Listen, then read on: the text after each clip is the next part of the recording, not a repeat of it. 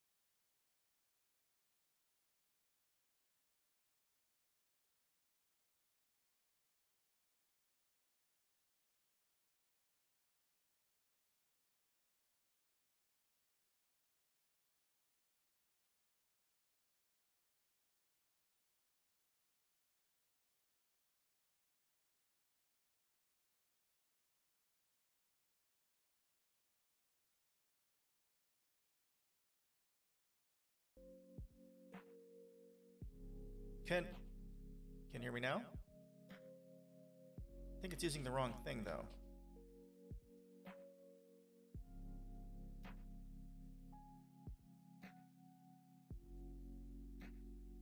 Yeah, analysis. Yours is showing that you're muted. A neat little icon there. It's like I don't know how to stream anymore. Now you can hear me? Okay, so this, I don't know what the fuck. This is using my webcam, which I don't want to use. Right? That's what the webcam is, properties. Yeah, it's using the webcam, which I do not want it to use. It's crappier. For some reason, it's not picking up my GoXLR. And I don't know why that is. Why are you not picking that up? Okay, let's remove that.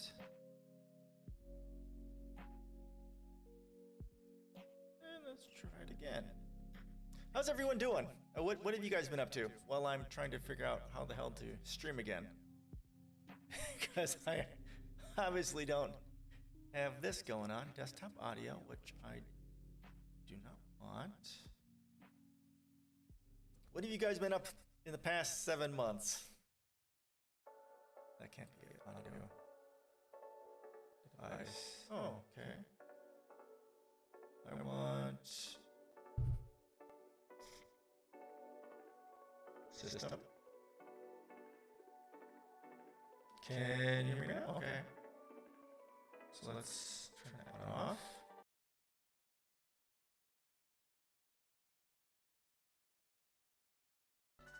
That's okay.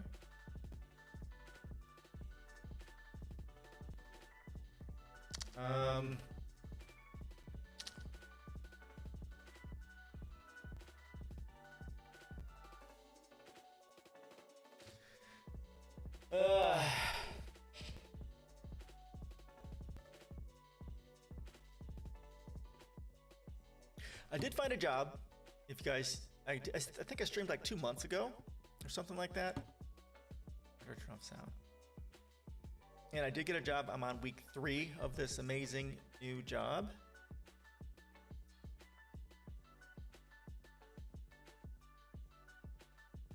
Okay, add new. I don't understand why. It doesn't make any sense.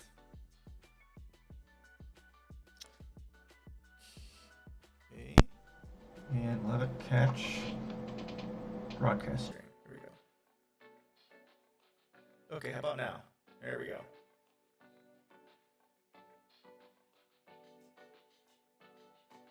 All right, now this should work. Now can you hear me?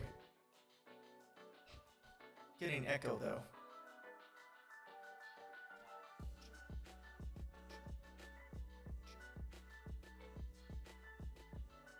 All right, there we go. So, why am I getting? I'm getting an echo.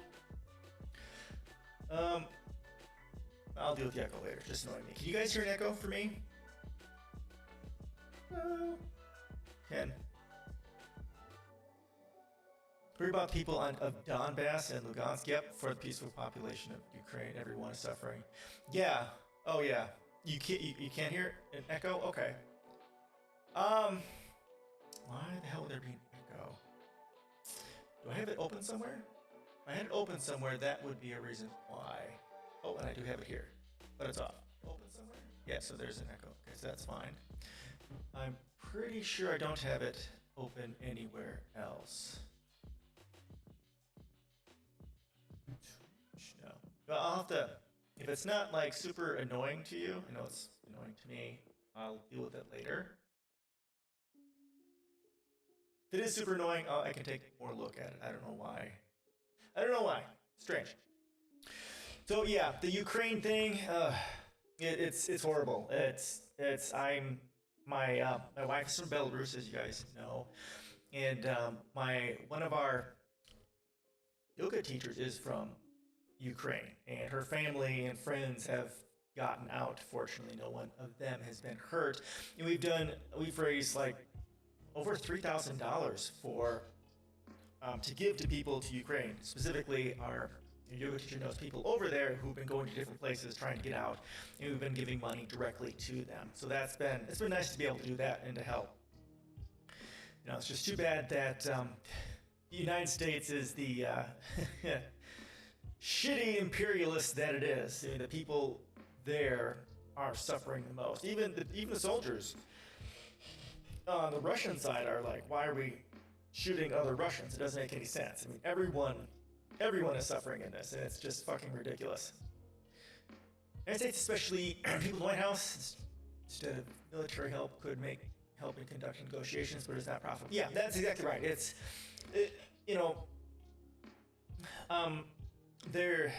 This all started, from my understanding, back in 2009, Russia signed some sort of a treaty saying NATO will expand. And then 2014, the U.S.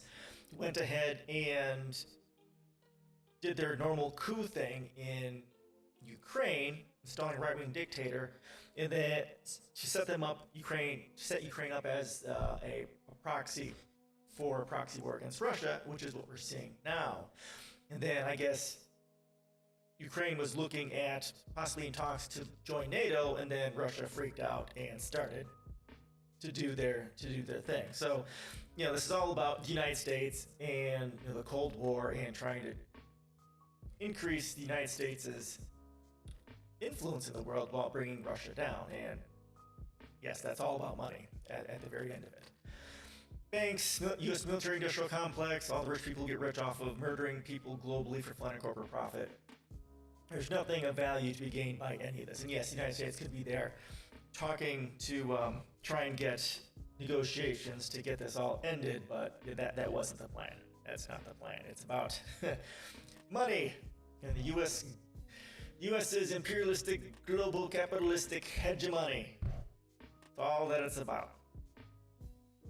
And us peasants are the ones who suffer for it, and it's ridiculous. It really is. You have relatives in Ukraine. I'm not a fan of Putin, but the U.S. lied, of course. After all, they promised not to move east. Yep, there was even some kind. Yeah, that was the 1990 agreement about all that with Russia. Yeah, that's exactly right. The United States is the reason why all this is happening. That's exactly right. Yeah, Putin completely fucking sucks, but so does the United States.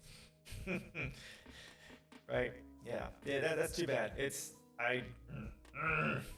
It enrages me. Everyone over there is wrong. The U.S. is wrong. Ukraine is wrong. Russia, of course, Putin is wrong because that's what they do. Everything is wrong, and us peasants are the ones who suffer the brunt of it. It's just horrible. People have lost their homes have been destroyed. There was this one family. What was it? There was a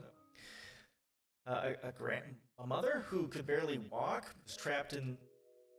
A mother and their son were basically trapped inside their Ukraine house because they couldn't get out forever. And eventually they got out and they got away to safety. But it's without food and water for days, if not weeks. It's horrible, horrible,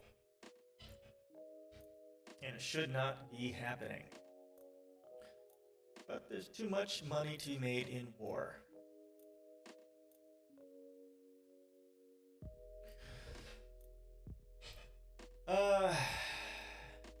yeah, so that's bad. I'm nowhere near as prepared, obviously, as I normally would. Like my previous job, I had a lot more time to look at stuff, but now with my current job, I'm very, very busy. So what I'm doing, I'm working for Western Governors University. It's here in the United States. It was set up by like 19 governors to be an online university, like 20, I can't remember, it's like 19 or 25 years ago. And I'm hired to work with their accessibility people to be an accessibility advocate or and as kind of an auditor to be kind of a technical expert on the accessibility side of things. It's nice. You know, the people there are nice. Was not at all nervous. It was just like coming home. It's a complete opposite from my job with accounting. Accounting, I was all alone. The autonomy was great, right? But you know, I was really alone. I had no one to talk to, and no one really that was an accessibility person. But now I'm just flooded with accessibility support, and they have a whole user experience wing, which is awesome. And I just met them this Friday, so I get to talk with UX people too. So it's gonna be nice. I got my first check this Friday actually. What? So that's been nice. Yeah. So now that and also as a part of that, we are making our attic into hopefully an office for myself. An office streaming area so that I have the quiet that I need, and hopefully when we get that done, we've got a lot of the framing done, like yesterday. Well, the contractor did, and then hopefully over this next week or so we'll get that done. So hopefully next week I'll have a place to set myself up permanently, so I can do more streaming, not bother the family. Korean Nazis did the same thing in Donbass and Lugansk. Unfortunately, in my understanding, this is Russian year sanctions response to it. It's pretty much anywhere that you're gonna have money or high levels of inequality, tribalism like Nazis are still gonna be a huge thing. I mean, it's like this whole thing is like Russia invading Ukraine to get rid of Nazis is like Canada or Mexico invading the U.S. to get rid of Nazis. I mean, right-wingers are everywhere. You can't just go in there and start murdering right-wingers just because they're, neo-Nazis. As long as inequality exists, that sort of tribalistic racism is going to be a thing. And the only way to defeat it is by destroying inequality. Not just, you have to do it globally, because otherwise, as long as there's one country that has any level of inequality, especially large levels of poverty and suffering, then there's going to be racism. Because there's scarcity and poverty and inequality and suffering. So that's how we defeat that.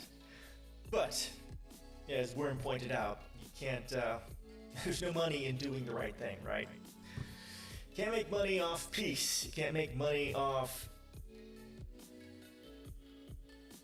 a happy, well-educated, peaceful world.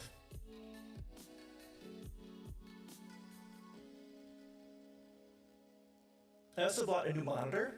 I've got, Samsung G7. It's an expensive monitor, but it's got a nice, huge resolution. I've got all my streaming stuff kind of here on one screen, which is nice.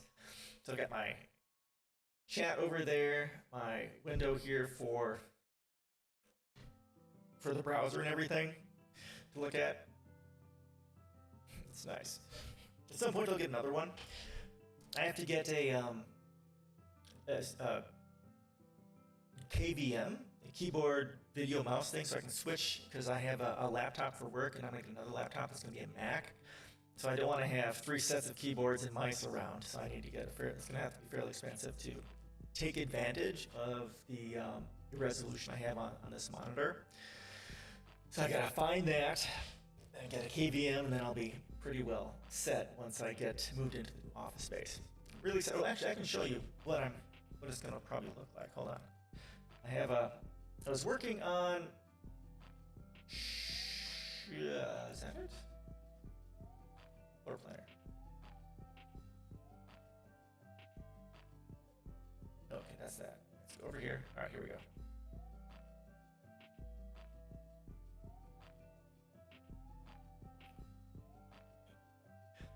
Can't find the true culprit of everything that has been happening since 2014. On one hand, America feeds the Nazis with money, and the other hand, Russia feeds the east of Ukraine with money as well. That's true, yep. On the third hand, Ukraine has huge corruption. Russia can't envy it. Well, money is who we're going to, is ultimately who we blame and the corruption that comes from it, right? But the United States is a large part of it, and would Russia be doing a lot? Well, Putin is expansionistic, but would Russia be as active in doing that if the United States wouldn't be doing what it was doing in the area? You know, if you're going to find a culprit, default to the United States and say the United States is the bad guy, because most likely they are in most circumstances. Yeah. So this is kind of what the space is kind of, well, this is the actual dimensions of it. 16.6 by 14.8, and in meters, 5 by 4, almost 4.5 meters.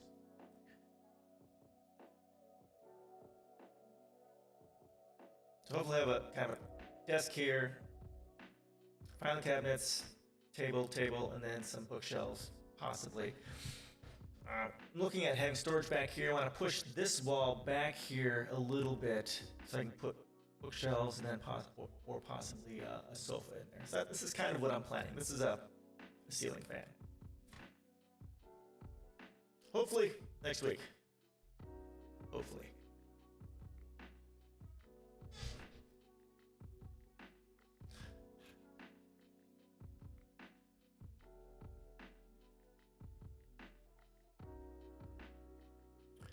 All right, let's we can get started on the first article here. I'm planning on going for 3 hours, so we'll see how well that goes. And if you guys have any articles you want to put forward, we can read. We can go ahead and do that as well too. I've got some capitalist stuff, some environmental stuff, and then we got some tech stuff as well up here. Nice variety today. We'll cover actually, we're not going to cover coronavirus. I don't have anything planned for that, but almost the 3 C's: capitalism and climate change, at least. All right.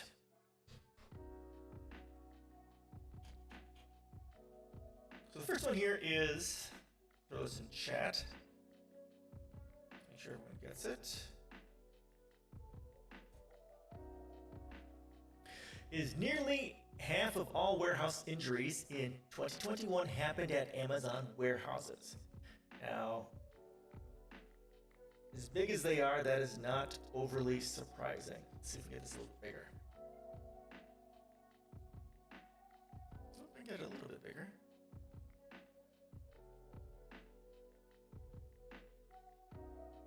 There we go. If a warehouse worker was injured on the job in 2021, there's about a 50% chance that they worked for Amazon, a new report highlighting dangerous working conditions that the company has revealed.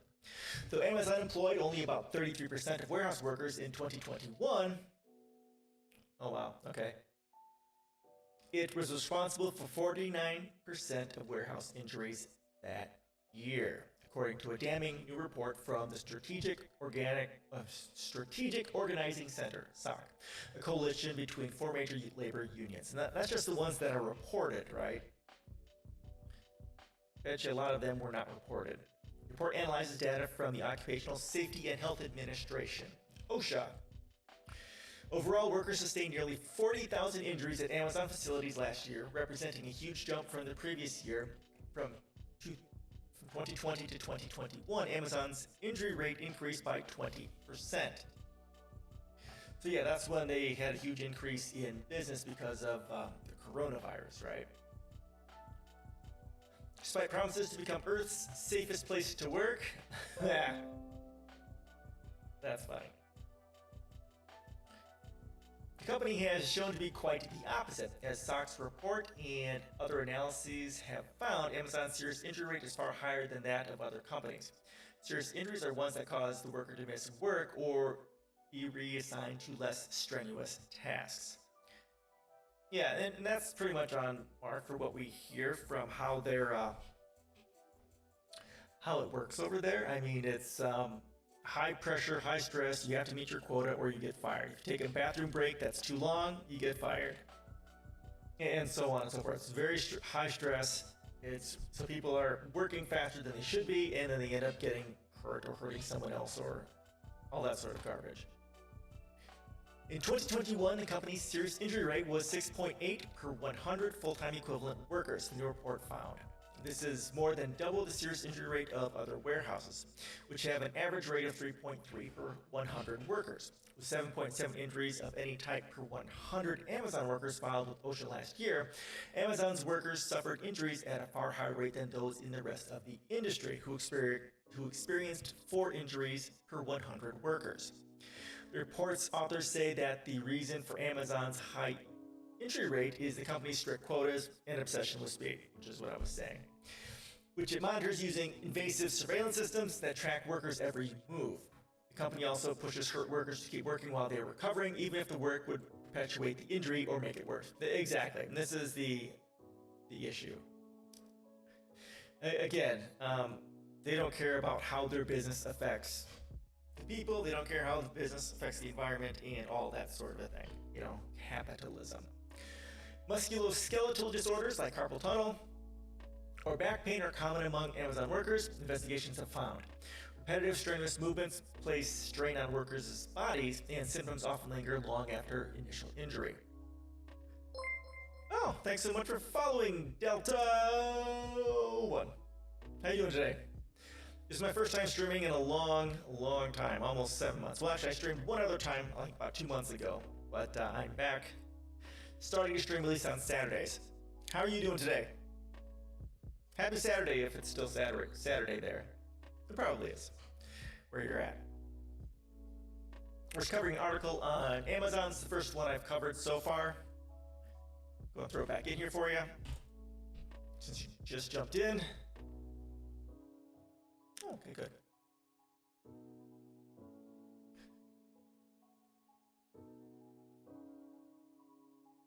The company's policies appear to have a direct influence on its injury rate, while the rate increased each year between 2017 and 2019 from 7.5 injuries to 9 per 100 workers.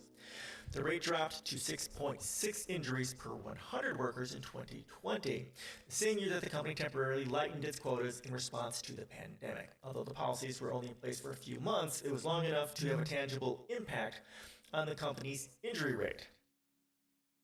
Actually, I need to put this in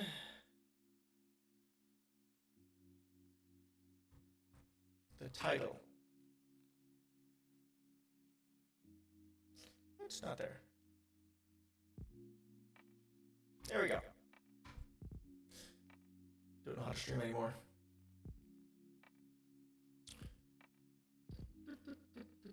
Okay, so here we go.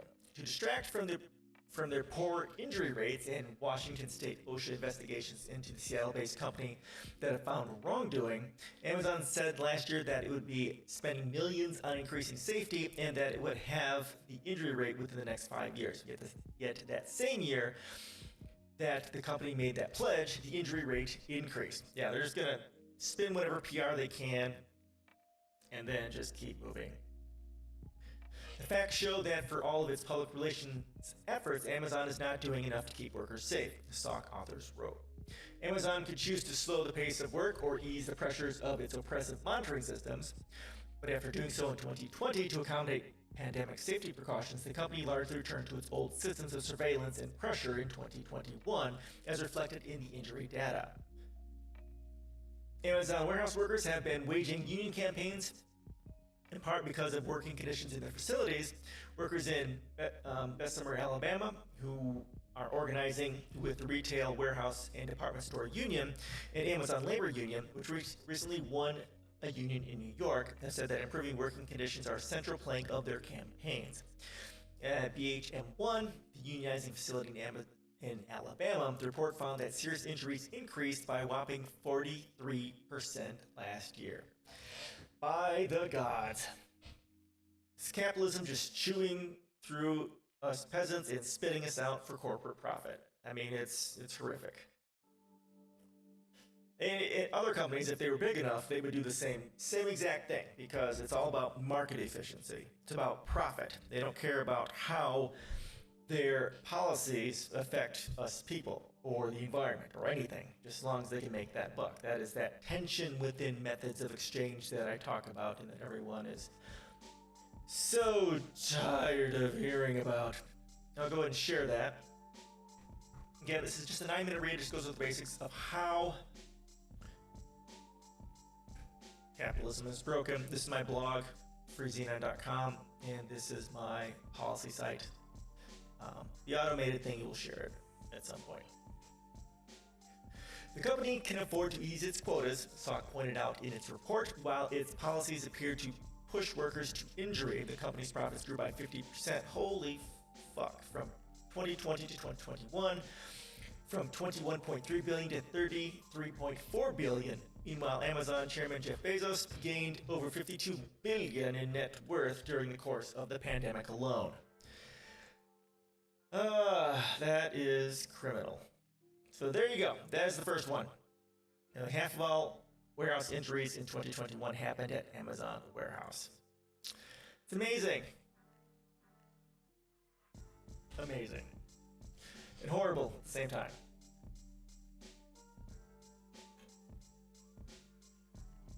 All right, any questions, comments, suggestions at this point? I'll be streaming for a total of 3 hours, so it'll be 2.5 more hours. This is from Board Panda. Oh, I have to change title.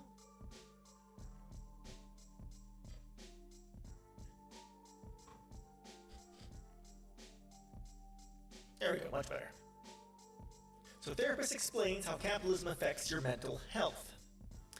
Well, we read the first article kind of talking about that through Amazon, right? Chewing through them. Ever catch yourself feeling anxious or burnt out, like there's no good left in this world? Well, you're definitely not alone. It can be hard to grasp the cause behind all this, but thanks to TikTok user Pierce Therapy, we can learn about one possible explanation. Capitalism. Oh, yeah, there we go.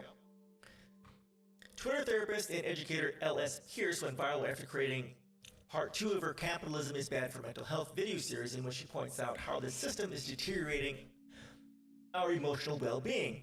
Her post went viral, collecting more than 124,000 views and 2.1 thousand comments in just a few days. It's no real surprise that mental health issues are exploding in the US, especially, the creator of this video said. Eventually, the clip made its way to the anti-work subreddit, a community dedicated to those who mildly dislike or straight up loathe the idea of overworking or working in general. Check out the full video below and make sure that you share your thoughts in the comments section. You know what's funny? I almost didn't even make that TikTok because I thought it was too obvious, and I still think it's obvious to people, but maybe they hadn't heard it articulated in that way before. L.S. Pierce told Board Panda. Read on for the whole interview. So yeah, and I think that's, like, for me, as I was getting into politics, I knew, for several years prior to 2017, I knew money was the problem. Capitalism was, but I just didn't know how. I wasn't able to articulate it. And once I got to the Venus Project and the Zeitgeist movement, they articulated it for me in a way that I could understand it, and it changed everything. Get stuck a little bit more. Sorry.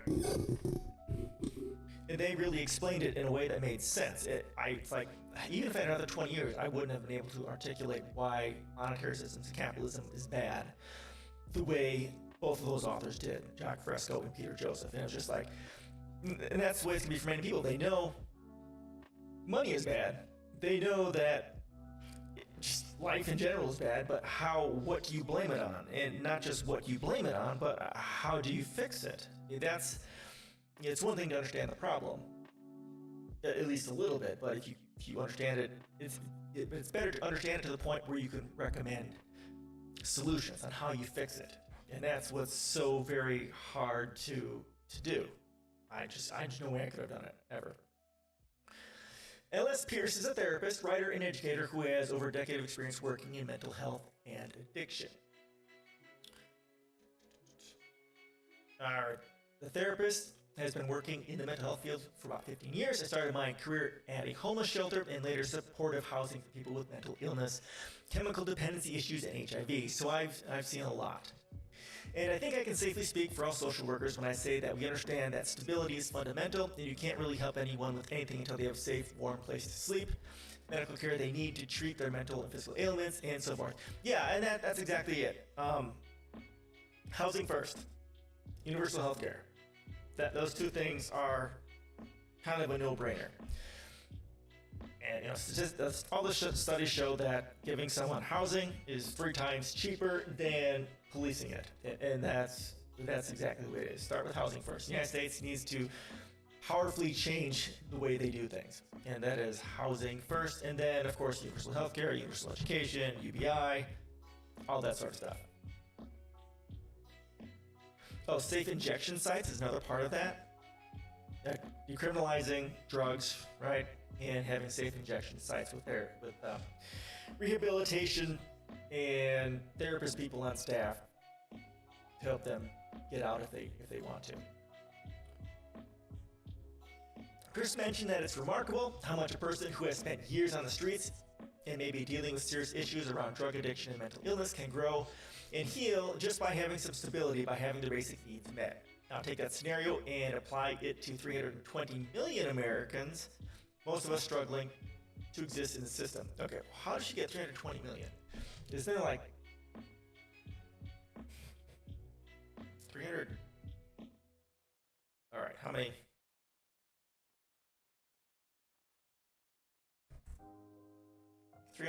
Yeah, 320 million.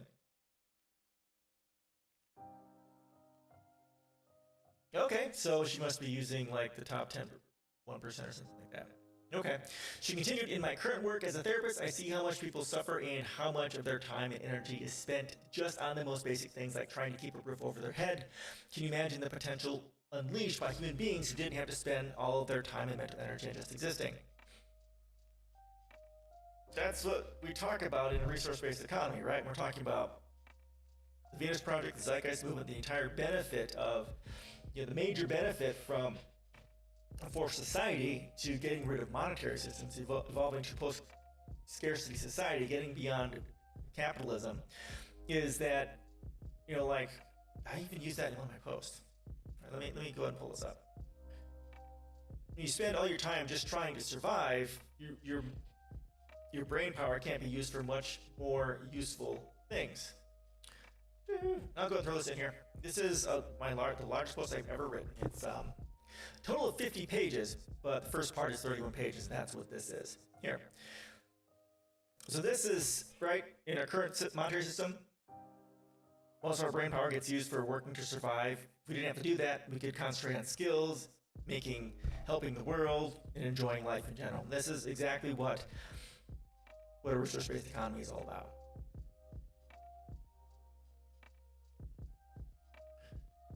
She continued. Yes, okay, so in her viral TikTok video, she breaks down how capitalism plays a big role in deteriorating our mental health. What percent of your anxiety would dissolve overnight if you knew that no matter what, you would always have housing, food, and health care? 50%? 90%? Ooh, 90 would probably be about it. How much of your depression would evaporate if starting tomorrow you had plenty of time to spend with your loved ones, do the things you find pleasurable, and cultivate your own interests and passions? A lot. People like to joke that we'd have flying cars by now, but I honestly think that's understated. We'd have far more advancement across every field. Not just technology or transportation, not to mention that the level of peace and happiness experienced by every person would shoot up into the stratosphere. Hope to God she talks about research-based economics. That's what she needs to be talking about, because that's exactly right. Yeah, and that's exactly right. And over here, the next part here is egotistic altruism. This is a great Kurzgesagt video, which kind of talks about that. Like, if everyone in the world is doing well, like she's talking about, then the level of technological advancement would be, it would be amazing. Like, let's say for the last 50 years, let's say this is the way it was for everyone. We would have, poverty would not exist, people dying from malnutrition and starvation wouldn't exist, right? And all these people that died that wouldn't are people that would have the chance to go to school, do research, and change people's lives. It's I call this concept the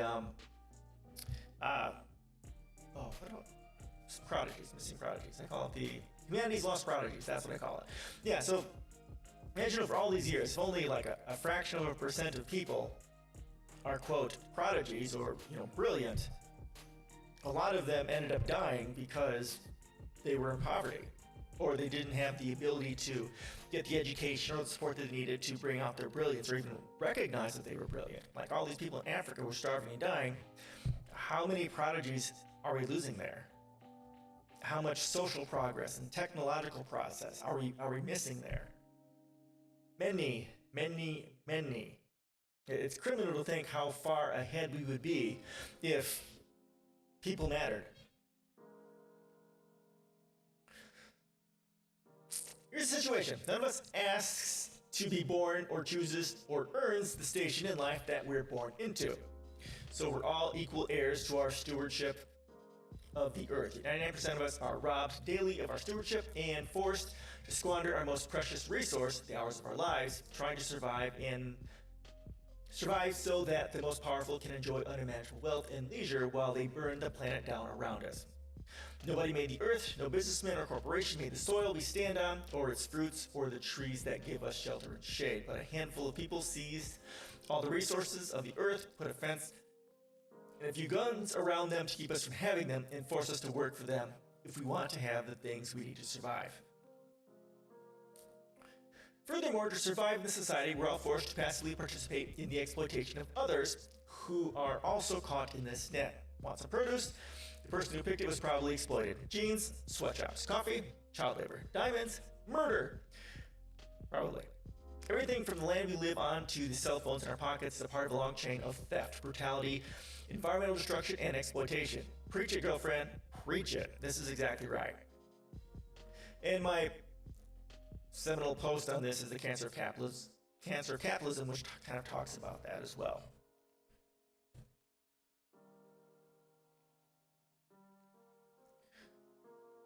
We know we're miserable, we know we're making everybody else miserable and ruining the planet, but to top it off, on a daily basis, we're gaslit by politicians, by the media, by economists, who tell us capitalism is the best way, is the only way, and anyone who struggles to make it within the system is weak, is lazy, is stupid, or is a loser.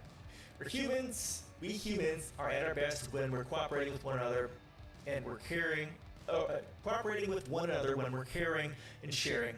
And on some level, most of us know that. Yeah, and I've got a post I'm kind of working on that will talk about this and look at the issues, like how we got to where we are today, and also go full circle to the solution. And it has to do with scarcity. Scarcity is the core driver of all of this.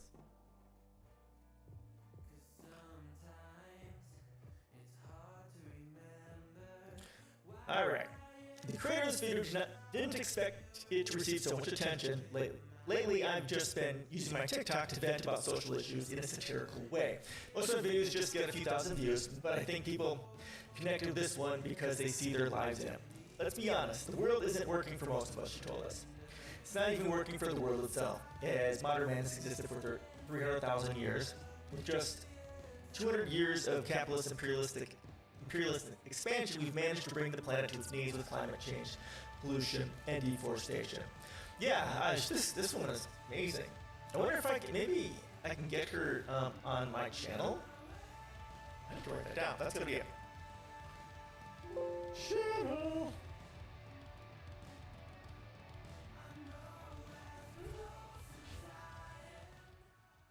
Sounds like the music's too loud. I did have too loud. So it's really no surprise that mental health issues are exploding in this country especially. Together as a society, we could have built any world, a beautiful world full of love and creativity, and instead we ended up here. And it's okay to be mad about that, or sad. However you feel about that is normal, healthy, and valid. And accepting that your emotional response to a messed up situation is natural, normal, and healthy is the first step to healing. How are you going to heal? Yeah, so I mean, this is important stuff. And for me, as I've gone into my journey into politics, it's about realizing how messed up it really is, and to be completely filled by rage about it. I'm just this simmering collection of rage all the time. And so what I've done, I'm live streaming. I've been blogging. I have my own policy site, so that's what I'm doing to help try and heal, at least, and also kind of to raise awareness, like she's doing. According to Ellis Pierce, there are microplastics in everything, and we're draining the oceans of fish faster than they can replenish, and the fish we catch are choked with chemicals. There's an enormous island of plastic garbage in the Pacific, and eventually every coastal city will be underwater when the ice caps melt. That's exactly right. The society we've built makes it the vast majority of us miserable. That's why so many people wake up in the morning filled with dread because they have to go to a job they hate, and that sucks the life out of them just so they can keep their health care. Many others are trying to earn a living out of a hodgepodge of several gig jobs, none of which offer any benefits. Wages have been suppressed for so long that everybody's living off credit, which doesn't allow you to get ahead. The therapist continued by saying that many are glorifying van life as a way to live within your means, trying to keep the positive outlook on living out of your car. To make things worse, homeownership has always been one of the few paths to creating financial stability, and now that's quickly vanishing into the distance as these investment firms are swooping in and buying up entire neighborhoods to make America a nation of permanent renters, flushing our money down the drain, or rather, into their pockets indefinitely. Yeah, and that's been a huge issue. BlackRock and Zillow are two of the massive investors who've been buying houses, and there's this huge explosion in property prices, and it's going to keep doing that for a while. It's going to come down at some point, but as long as these investment people keep buying them up as quickly as they are, the price is going to keep going up. And then, like they're saying here, we're just going to be a nation of renters, and that is a huge issue. The rich people 1% make a crap load of money out of it by us renting permanently, but a large way that wealth is transferred from generation to generation, intergenerational wealth, is through home ownership, and that's going to be going away, which is heading us towards a world of pretty much permanent impoverishment for us masses, for us unwashed peasants. Just that phrase, earn a living. None of us asked to be here, so why do we have to earn the right to stay alive? Pierce continued by saying that it would be one thing if we were cavemen scraping by on nuts and berries, but we solved for starvation with agricultural revolution and productivity with the Industrial Revolution. In 1930, economist John Keynes predicted that we'd have advanced in technology enough by now to be working 15-hour weeks. Yeah, even I've heard this too. John Keynes, whatever, even talked about reduced hour work weeks, and that's cool. I need to find out. I have not started a post on the 4-hour work week, but this is one thing I will use. Grizzly Bear, yay! How you doing? It's good to see you. Good to see you. Text me. Whatever. How you doing, girl? Yeah, it's Saturday. I'm gonna start by streaming on Saturdays. We're working on. I just had this. So we're working on getting room in my attic. Room in our attic space. I'm good. It's been. Oh my God, there's so much going on. So yeah, I got a new job, which is good, and the job is amazing. I finished week 3, and my coworkers are amazing.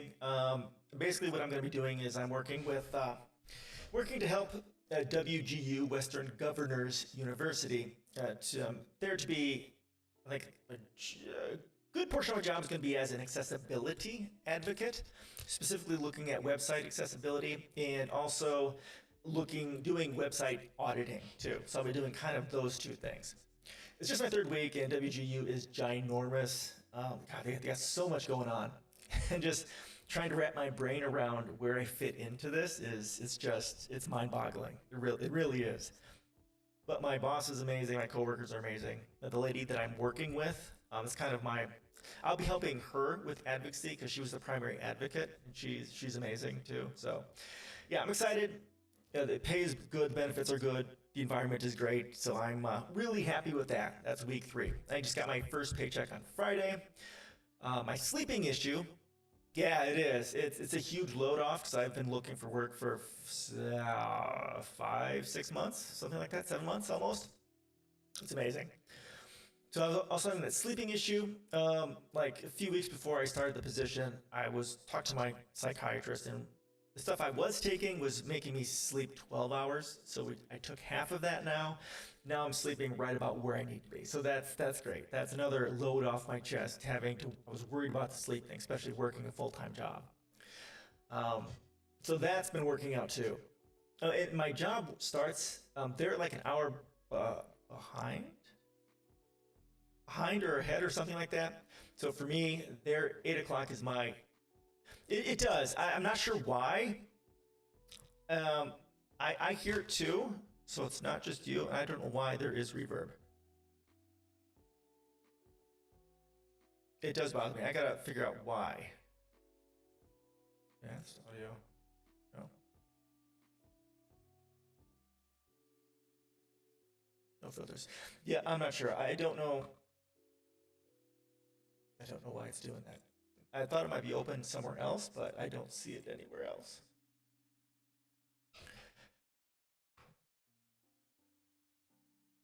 Yeah, I'm not sure.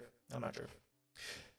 Yeah, yeah. So, yeah. So, it wasn't headaches. It was pulsing from the top of my head to the front of my head. So, my therapist thought we could get me off the mirtazapine, which I was taking for that to hide that, and so I stopped taking it for a few weeks, and the pulsing didn't come back at all, which was awesome. But then I would sleep until about 2:30, 3:30, but then I'd wake up and I wouldn't get back to sleep, which was rough for a few weeks. So that's when we decided to try half of the mirtazapine, and that allows me to sleep at, I get up at 7 o'clock each morning, roughly. So it's really good. It's good. Yeah, the pulsing went away, which is awesome. So I don't have to worry about that for now. But yeah, slowly, I'm trying. At some point, I need to get off that. And then taking half of the mirtazapine, she also had me double the duloxetine, which is anti-anxiety. That's helped with my crankiness. As I was reading, in this previous post, that the psychological issues with capitalism. Yeah, they're both well. No one's had COVID or anything. The daughter's done with school. The wife, our business, our yoga studio is doing well, really well. So yeah, all that is doing good. So yeah, it's all good. We're on the uphill here. The bankruptcy has not started yet, but we're in the process of selling our rental property. After we do that, then we can look at doing the bankruptcy. So that once we get that done, then most of my stress will be gone. That's going to take, hopefully not too long. Our tenant wants to purchase it, so we're in the process of doing that. So that's good too. So yeah, everything is coming together very shortly. Hopefully the next month or so will be beyond all the bad things. And this is kind of a model of what I put together for what I'm hoping my office in the attic is going to look like. The contractor is already started on. He's got the back walls here. Side and back walls already put together, framed, not put together, framed. So yeah, this will be nice. This will give me good, except for the stress. Yeah, well, God, I know, right? Yeah, there's always that, there's that permanent capitalistic rage that's always there, right? Capitalism and climate change and corona and all that sort of stuff. That's always there, but those are external stresses that you can't do anything about.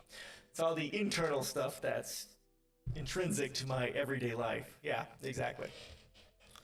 Exactly. So I'm hoping that once we get this office space done for me in the attic, I'll be able to stream more regularly, and it'll be safer for my work, so my daughter doesn't create a lot of drama, especially during the summer.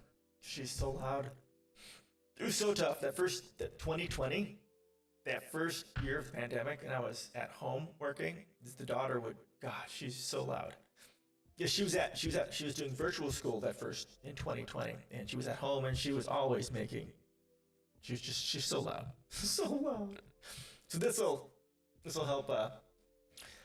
help me a lot. And the wife is almost happier than I am for me to get this space. And she's like happy to kick all my stuff out of the house and have it somewhere else. It's pretty funny. It's kind of like a present to both of us. Present to her, present to me. So yeah, once I get everything set up, I'm gonna set it up like for streaming all the time. So I need to get some sort of rig and stuff to get my camera there into a nice place and get my microphone set up. It's gonna be nice. Going to be nice. Looking forward to it. So this is the article we're reading now. Only on the second article. I'm planning on going for 3 hours, so you're here at the first hour mark. Got in here really early. Asked everyone, yeah. So that was my big concern for much that reason. So what we're doing, these walls are going to be here, right? And then they're going to be insulated. And then I think over here somewhere, we're purchasing this combination heater and cooler, like air conditioning furnace sort of thing. That's going to be, I think, on the roof. And that will pump in cold air in here and also heat. But we're also going to put a vent from the furnace, probably up over here somewhere. Because like right here, I can go over here. This is the 2D model. So like right here is where the chimney was that wasn't being used. So we knocked that out, and so we'll probably put the vent into this here, into the space for where the chimney was. The chimney is here down below, but not going up to the roof. It wasn't even connected to the roof. So probably bring the vent in through here, and also the wireless internet, or the cable for the internet up this way too. So yeah, we'll have the cooling over here, and we'll have heating over here and heating over here too. So that's that hopefully will be good. I haven't used that sort of a heater before, so I guess we'll see how well that works, or that sort of air conditioning or heater either. So hopefully that'll be enough, because I prefer it cooler, and also computers want cool environment, so hopefully that'll work well. Looking forward to finding out. Hopefully over this next he's going to be here all week working on it, so hopefully by next week or the week after I'll be able to start transitioning my stuff over here. I'm so looking forward to it.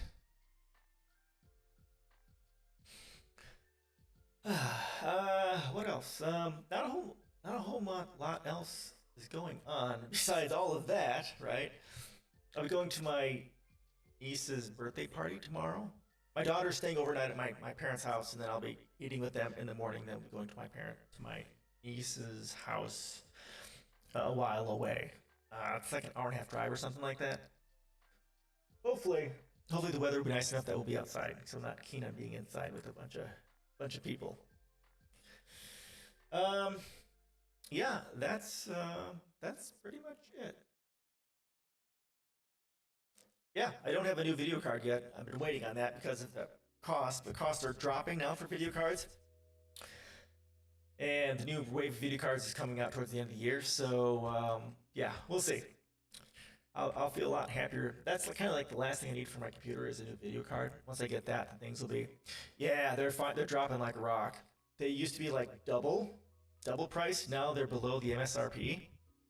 So now is a good time to buy them. Or if you really want to wait, like I think by August, September, somewhere near there, they're going to officially announce, at least NVIDIA is going to officially announce their new line of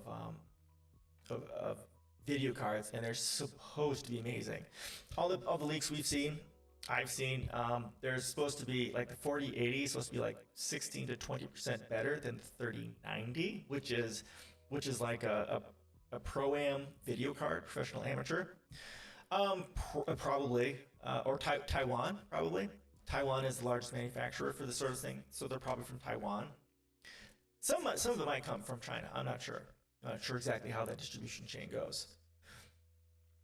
But yeah, I'm thinking in a few months I'll probably just buy a 30. I'll buy a 3000 series, and then later on this year or early next year I'll buy a 4000 series because, oh my god, because I've heard that the new video cards will require handheld lockdown. Oh really? I have not heard much about it. I haven't had, because like my previous job, I had a lot of time to, prepare for this sort of thing and do reading. But now I've got so much work to do. I have a lot of work to do at work. It's kind of strange to say. So they operate off of Microsoft Office, the Office 365, and the Outlook calendar is the way it kind of works. So once everyone realizes that I'm here, my calendar is going to fill up. Mostly I've got meetings most of the day. Meetings with various managers for various projects and various portions of the university, looking at accessibility stuff. I just met with the team for user experience, usability team, which was awesome because they've got a fairly large usability team, and I wasn't expecting that. I mean, their usability team is larger than their accessibility team. Western Governors University, WGU. It's wgu.edu. Ah, my frickin' mic is in the way. Get away. Is this it? Yes, this is it. Owl. Yeah, this is right here. Yeah, so yeah, teaching, healthcare, IT, and business degrees. And I was looking at getting a master's here, but they don't have anything that I like, which saddens me deeply because I have 75% off for me, and my family has 50% off for degrees. So and their prices are already fairly reasonable. So it's yeah, I'm sad. My boss is, I think, she's getting her master's through here too. To do it, I might kind of do what she's doing. Just do it to get it over. Do it to do it because it's cheap, 75% off for me. So that's something I have to look at. My master's. So I want to get a master's. I really do. Just like in my family, my father had a bachelor's, and I'm the only other person in my family who has a degree. And I would really like to push forward to get a master's, so I can be the first in my family to have a master's to hopefully push, my family to kind of reach towards that a little bit. My nephew, who just found, through me talking about this, I got a new job, might be looking at getting a degree from here too, a business degree. So yeah, it's cool. I'm seriously, it's cool. I'm very, very happy. Very happy.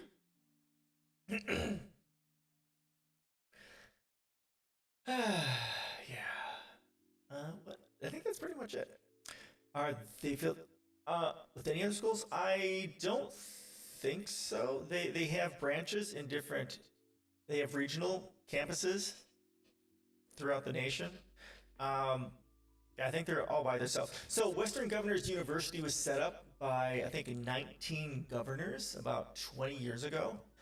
And this was kind of like on the dawn of, or 25 years ago, kind of beginning of the internet kind of blowing up. So they created an online university that was 100% online. So it's funded by 19 different states, I'm assuming. Okay, I'm hearing. Oh, music. Music's what I'm hearing. Yeah, so that's what WG is. It's all online, yes. Yeah, so they operate a little differently. They call it skills based. So like every degree has a certain sets of skills that you need to have. Oh my God, what do they call it? This is embarrassing. They call it. I'm so bad about skills. No, there's a phrase for it. It's I'm so bad. What sort of education? Competency-based learning. There we go. CBL. So within every degree, there's certain competencies, certain skills you have to have. So that's what they test. And it's not about, you don't have to be there for, a whole semester. One whole you don't have to put in one semester's of time. If you've got the skills and you can, effectively test out of it, you can do that. There's was one guy who got a bachelor's degree in 6 months. If you've got the time, you pay for your one semester, and then you can cram in how many courses that you can in that one semester. And this guy got his bachelor's in 1 month, or in one semester. Their semesters are 6 months long, and I think the average age is like 35 or 38. I think it's 35 for people. You don't have to be in classes. You do it at your own pace. You get it done. And when you sign up, it is a full-time university. So in that 6-month semester, you have to take at least 4 classes. At least 4. And you have to finish those 4. And once you finish those 4, then you can go ahead and add other classes on until, as long as you can finish them within that 6 months, you can take whatever classes you want. So if you've got the time, you can potentially get a lot done. Yeah, it's pretty cool. I had no idea this was a thing. Going through their training, they've got like several days worth of training to go through, and they talk about explaining all this. Plus, their orientation process is pretty cool. You have someone assigned to you who helps you and answers questions and guides you and gives you stuff to read, and then you go through the trainings and stuff like that. So you always have that human touch through the process and to answer questions. It was pretty cool. I enjoyed it. I mean, I wasn't at all worried about or anxious about going here. It just felt like home, and it felt like this is just where I was supposed to be, and this is just me. So it's been great. People are great.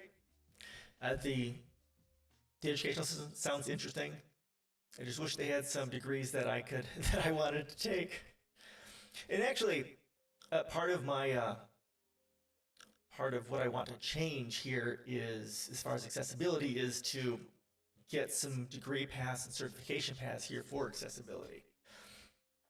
Because they say they are student obsessed. It does. It really does. So basically right now, I've maxed out all my benefits, including maxing out my contributions to retirement account.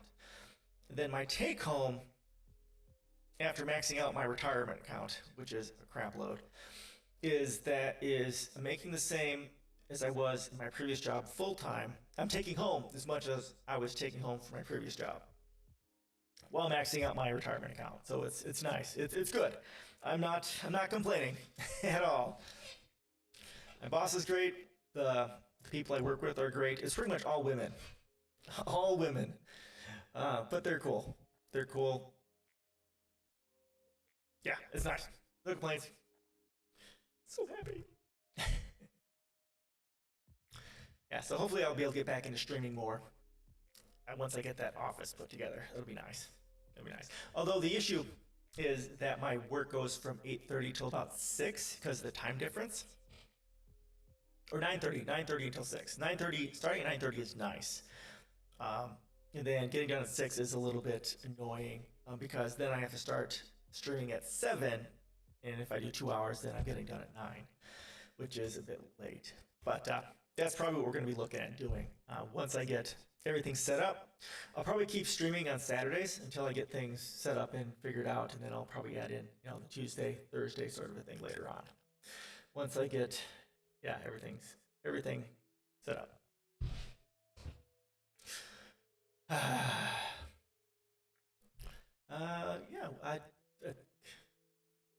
Any other questions? I think you got everything. Oh, so they sent me a laptop because it's a work from home position, and it'll be on Saturdays to start. and then they're gonna send me a Mac too, probably in a month or two, because they're backed up on orders for that.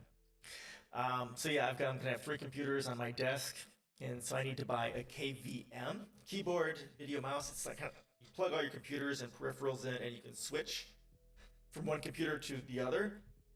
So you don't have to have multiple keyboards and stuff around. You can share your keyboard and mouse and everything to all your other computers, which is big because, especially with, oh my God, just right now with the laptop, I have a keyboard and mouse and stuff for my laptop, and I have one for, of course, my normal computer, and going back and forth between is such a pain in the ass. So I got to find I have to find a fairly expensive KVM, because I need one that can basically made for gaming, because I have a new monitor, Samsung G7, which is high resolution and high frequency too. I'll get another one of those as well. So I need one that supports 2 monitors and can handle gaming resolutions and stuff like that. So yeah, I've got to do that too. A lot has to go into getting my workspace up, and it's gonna be expensive. I think it's gonna be probably near 10 grand to get the office up and running, something like that, and just the 8 to 10, somewhere around there. That's just in the contractor building sort of thing. But yeah. All right. So we're reading this article. Therapist explains how capitalism affects mental health from Pierce Therapy. I may have to try and see if I can get her on, because she sounds like she really understands why capitalism is bad. I just wonder, we haven't gotten through this yet, but hopefully she'll talk about post-capitalism. If she did, it would be amazing. But we'll see. We'll get through it. All right. When asked if our current economic system is the main reason behind our mental health issues, Pierce thinks that it's many things, but capitalism is certainly a big one. Just speaking from personal experience, I've suffered from terrible mental health for most of my life, from high school through my late 30s. I was regularly depressed and often suicidal. During this period, she was also working at least 2 jobs at a time, sometimes 3, and was still dumpster diving for food. I took out loans for grad school, but they weren't enough, and I was selling my blood plasma for 2 or 3 times a week to buy groceries. Yikes. I've never been in that position. As I've gotten into politics and stuff like that, I've become acutely aware of how much privilege I've had in my life. I've been middle class, strongly for my whole life. I've never been, in that position, which I'm very thankful for. But it just, just knowing that people have had to do this sort of bullshit just pisses me off to no end. Selling your plasma, working several jobs, dumpster diving, that's just horrific. Also, she had to keep terrible jobs just because she needed them. I spent many a lunch break quietly sobbing in a bathroom stall. For 2 decades, I was working my butt off just to tread water. Every single unexpected car repair or veterinarian bill was a financial crisis, and I couldn't see any way out of it. She added, so imagine my surprise when I landed a stable, decent-paying career, and poof, my lifelong depression was gone almost overnight. I'm working 1 job and have the time to pursue hobbies. I can take breaks when I need, and even travel, a lifelong dream. Yeah, and that's exactly it. That is exactly it. Therapists also managed that she's not even living a lavish lifestyle. Just not having to worry about every single thing has made such a huge difference. It is. Okay, so this is based on a TikTok series that she has. You can get a link to it here. I'm going to have to watch this later. Don't want YouTube to get cranky on me and start give me a strike or anything like that. Talking about capitalism, it harms us in other ways too. Human beings are naturally social and cooperative species. We're hairless, we don't have big sharp teeth or claws, we're not especially fast or strong in comparison to other animals. The way we've been able to survive and build everything we have is by banding together and working together. Well, that's exactly right. And, I've talked about this before. I've got this blog post I'm working on, and specifically I'm looking at explaining, how we started as hunter-gatherers, right? We survived and have thrived, whatever, because we were cooperative, we were egalitarian, and we shared everything. And that's how our evolutionary psychology has evolved, and that's where we are the happiest. And capitalism is the antithesis to that because it's competitive, uh, tribalistic, and very striated, very classist and caste based. Very opposite of what makes us happy. Capitalism incentivizes selfish and callous disregard for others rather than dog eat dog. It's exploit or be exploited, and the person who's willing to do the most harm to others is the one with the opportunity to gain the most riches. Exactly right, and that's what I talk about in my Tension with Methods of Exchange article that I know you guys are tired of hearing about. Pierce thinks that most people know about Amazon workers allegedly urinating into bottles, dying on the warehouse floor, while the others are told to keep working or being taken away in ambulances with heat stroke because it was cheaper for Bezos to pay to keep an ambulance on site than just install air conditioning. Yeah, we just read, the previous article we read was this one. Nearly half of all warehouse injuries in 2021 happened at Amazon warehouses. I'll throw that in chat there for you. This is clearly sociopathic behavior under sociopathic behavior, but under capitalism, people like this are elevated to the status of gods, she said. We're not meant to live like this, to see each other in these terms, looking for ways to wring every penny of profit out of each other, out of another human being. Yet here we are. All right, so these are, people had a lot to say about the video. Here are some honest responses. If I always had housing, food, and healthcare, I would probably be leading a radically different existence and most likely would have a family of my own instead of existential dread of accidentally bringing a new life into this world. Oh, yeah, so there's something I want to share with you. I read a book. So the last time I streamed, like 2 months ago, I read an article which was by, I keep wanting to say Erasmus of Rotterdam. That's not who it is. Let me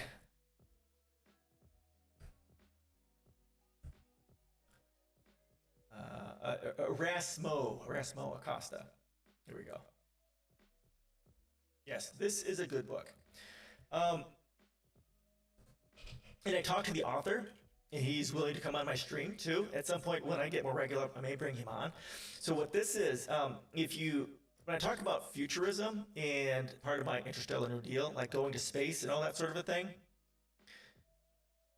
that is the sort of thing that he talks about. But he talks about it through the Kardashev scale, and his book covers like a billion-year period, like where humanity might start and where they might end up in a billion years, kind of giving examples of it, talking about technologies as they unfold and that sort of thing. It was a really good read if you're really into that. I really enjoyed it. I actually added a link to this to one of my posts talking about this. Really good read. Okay. Yeah, and this quote right here is kind of why some younger people are thinking about not having kids because of how horrible this world is. I knew someone, decades ago who wasn't going to have kids because of how horrible the world is. And it's gotten significantly worse since then. Twig the Wonder Kid, I'm going to heal by working the absolute minimum amount I need to survive while trying to enjoy every minute I have outside of work before societal collapse and climate change make that impossible. Yep. I generally don't know how I'm going to heal. I'm at a point where it all feels hopeless, and I'm kind of hoping to just die quietly and painlessly because I don't see any other way out. Yep.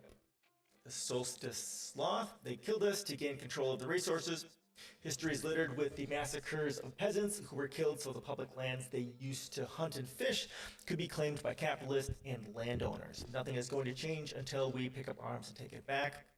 No revolution is going to be peaceful, and those in power aren't going to give up their ill-gotten gains just because we ask politely. Yeah, and there's lots of quotes that talk about that exact thing. Yeah, I know, communism talks about the revolution is going to be bloody, and I think Jacques Fresco kind of talks about that too, that eventually, if it does happen, it's most likely going to be bloody.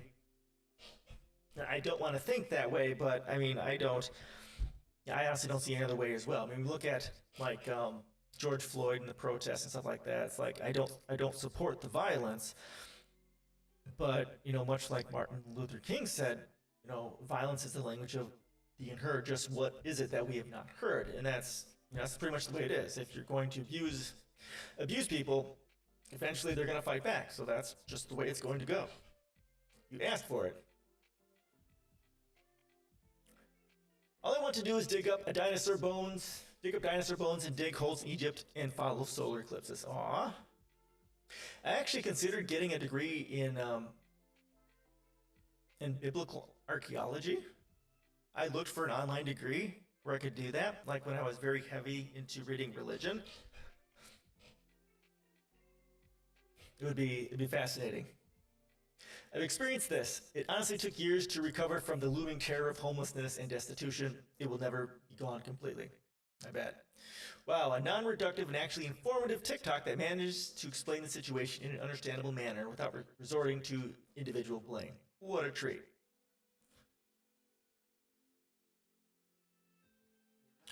However, it's possible to heal both ourselves and the earth. We all know how that needs to happen. It's just that right now, it's only the people on the fringes, the outskirts, that are saying it out loud. Yep. We need systemic change, a massive overhaul of our systems, and a redistribution of power and resources, Pierce suggested. And that feels scary to many people because change is scary. New things are scary. Many people would rather stay the same, even if that sameness is suffering and misery, than take a risk on something new. The therapist continued, the current system only works for a tiny handful of people on the top. People have made it clear that too much is never enough, and they'll never stop in their accumulation of more and more of the world's resources. I, for one, would rather take a chance on something new, something that has a chance of improving everyone's life. Pierce told us that people shy away from the idea of systemic change because it feels too big, and even if these ideas appeal to them, they don't know where to begin. She suggested a starting place. Start with yourself and your own communities. Our current system promotes tying one's personal self-worth to our earning power and status. So for people struggling to make it, it can be hard to feel good about ourselves. I'm telling you right now that you matter, and the world would be a worse place without you in it. You have some wonderful gifts to contribute beyond whatever money you're making for your boss. What is it? You already know what it is, and maybe you need to take some time to find it. I feel communist. I feel like revolution. I feel like stealing the necessities back. I feel like eating the rich. That's a common sentiment for many people. I don't want to be rich. I just want to enjoy life, and I don't understand why we can't. Today was my first morning waking up in my car. This hit really, really hard. We could have built any world. Agreed, and we can fix it, and I believe we will. Each arriving generation is even more determined than the last, and together we'll be unstoppable. I want to believe. You worded this so simply for the masses. Thank you.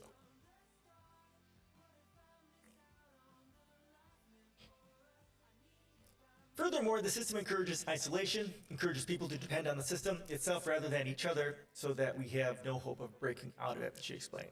In our grandmother's era, people would borrow cups of sugar from their neighbors or keep an eye on each other's kids while they played in the street. Do you know your neighbors? Do you know what's going on in your community?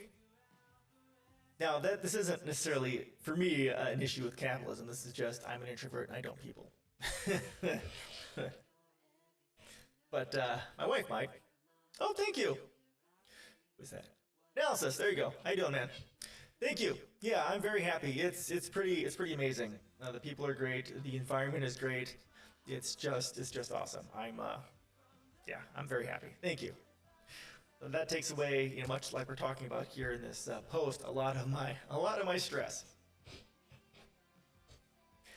Yeah, but it takes up most of my time, so I don't have as much time to prepare for streaming like that. Because my previous job, I had a lot of time available, so I could do some political reading and stuff like that. So streams will change a little bit. I'm not sure how yet.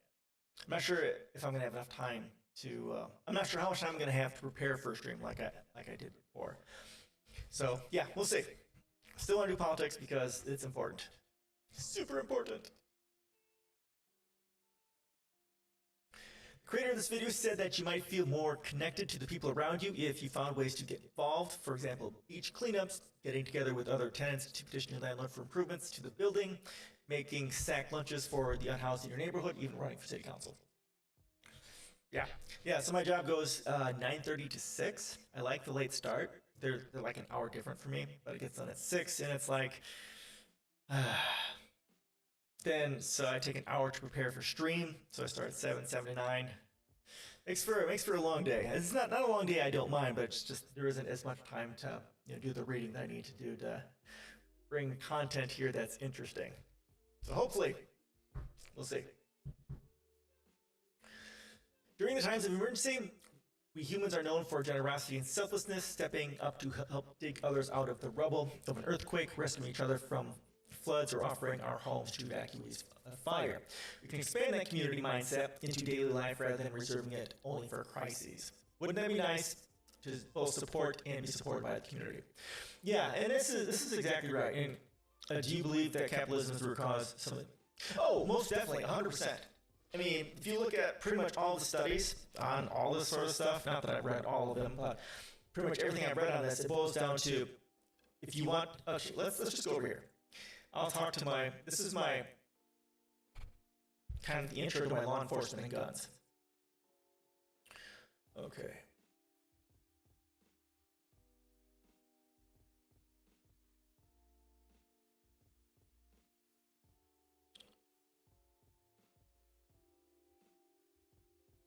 All right, so I'll read this for you. Inequality. If you've not read the first 2 books of my required reading, then now is a good time to read them. That's the spirit level, the inner level.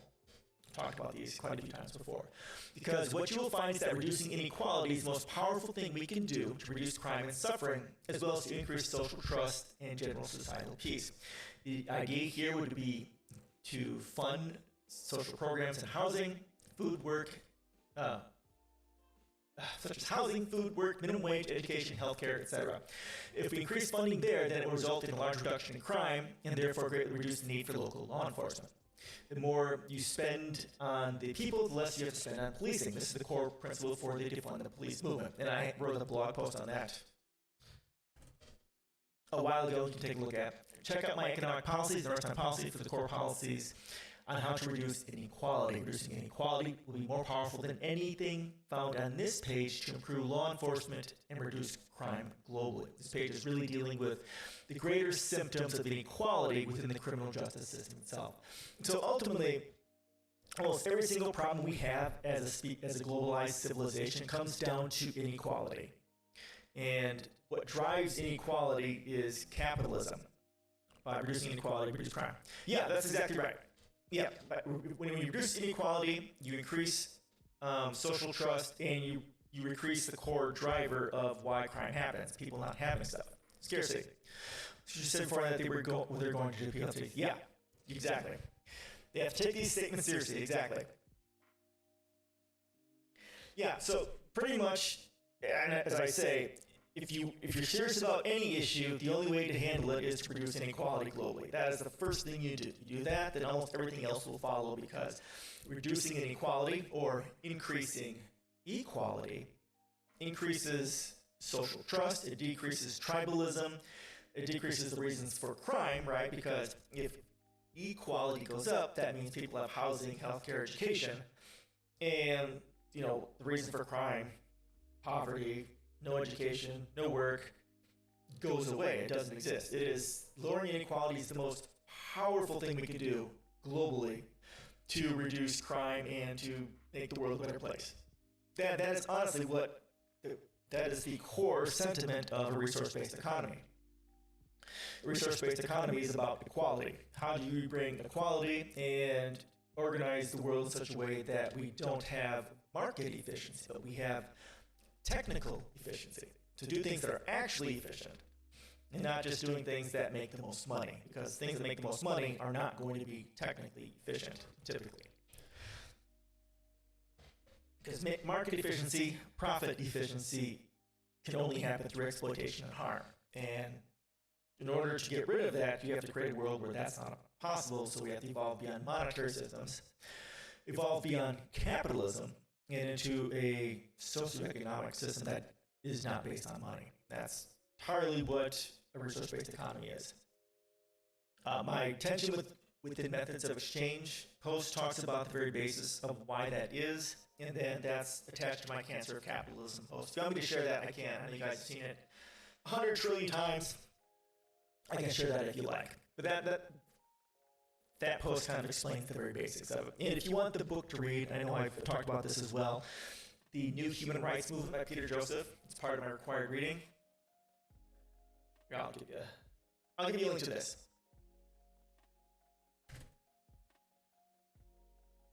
And I share this all the time too. How's the number of types of guns in U.S. play? Oh, of course. So, right. Okay. So part of the issue here with the United States is we have one of the highest levels of inequality in the world, like 347 to 1 in the developed world. And then we also have that combined with the fact that the United States is the largest terrorist organization of the world, right? Because we, a part of the U.S. military working with Hollywood to promote a positive image for the military, right? Like Top Gun. You know, I posted something saying that, you know, Top Gun is a U.S. imperialist propaganda movie, and it was. It's still an amazing, awesome movie, but it's still imperialist, U.S. imperialist propaganda, right? So, Bo, the fifth column, go to my Discord. I actually posted some of his videos that are talking about it. Part of it's, you know, the United States glorifying war. So that's why people are looking for assault rifles, because they glorify war. Part of capitalism is its individuality, its tribalism, it's toxic individualism, toxic masculinity. I know I do analysis. I don't know why it is. I'm sorry. I haven't. I'm lucky I got the sound started. Yeah, it's not too bad in my ear. It's just merely annoying. I don't know where else it could be running from. I don't have anything else that's, as far as I can tell, that has it. Hopefully for the next stream, I will figure out why it's doing that. I have a test channel that I can use to figure it out. I barely had time to get this stream running. It was, yeah, good. Hopefully by next Saturday, I'll have it figured out. I need to, because it's going to drive me nuts too. So yeah, the New Human Rights Movement here. This is Peter Joseph. This he does talk about gun violence in here. He'll go over it in there as well. So yeah, toxic individualism, the worship of war of this country is a large part of it. So if you lower inequality and increase equality, where am I here? Yeah, the amount of guns will go down because, you know, there isn't that toxic individualism, that toxic worship of the toxic masculinity combined with the worship of military and violence, right? Because our country is founded upon violence, and it is one of the largest terrorist organizations in the world. So naturally, being the largest terrorist organization in the world, we breed terrorists because of the socioeconomic climate and the toxic, you know, individualistic environment combined with the militaristic environment too. It's if you lower that inequality, the guns will go down too. Because the number of guns, like 10 guns for every person or some stupid, ludicrous shit like that. If you lower inequality, the number of guns will go down too, because that toxicity won't be there. That violence worship won't be there. Because as equality goes up, empathy goes up. And therefore, the drive for violence will go down too. I don't know what I don't have any concept of how low the number of guns would be per person, but I've seen some numbers like 20% of households have a gun, 30% have a gun, or something like that. Yeah, in and of itself, I don't have a problem with gun ownership. I don't, but it's, you know, in this country, it's a big problem. Like I say in my policies, that, you know, the issue isn't with guns, it's with inequality. You destroy inequality, then the issue with guns goes away, for the most part, because, you know, police don't stop anything. You know, gun regulation laws are useful and we need to have them, but, you know, if we had high levels of equality, we still need those gun laws, but they won't catch as many people, because the number of people who should be getting guns won't be going after guns, because the number of them will go down greatly. Lowering inequality is is the most powerful thing you can do, no matter what your issue is, because empathy goes up. So the answer to everyone's questions on why this only happens in America is because of inequality. Well, that and the toxic worship of U.S. imperialism.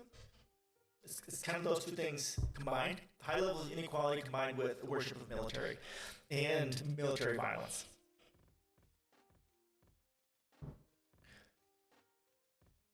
And that concept only works on developed countries.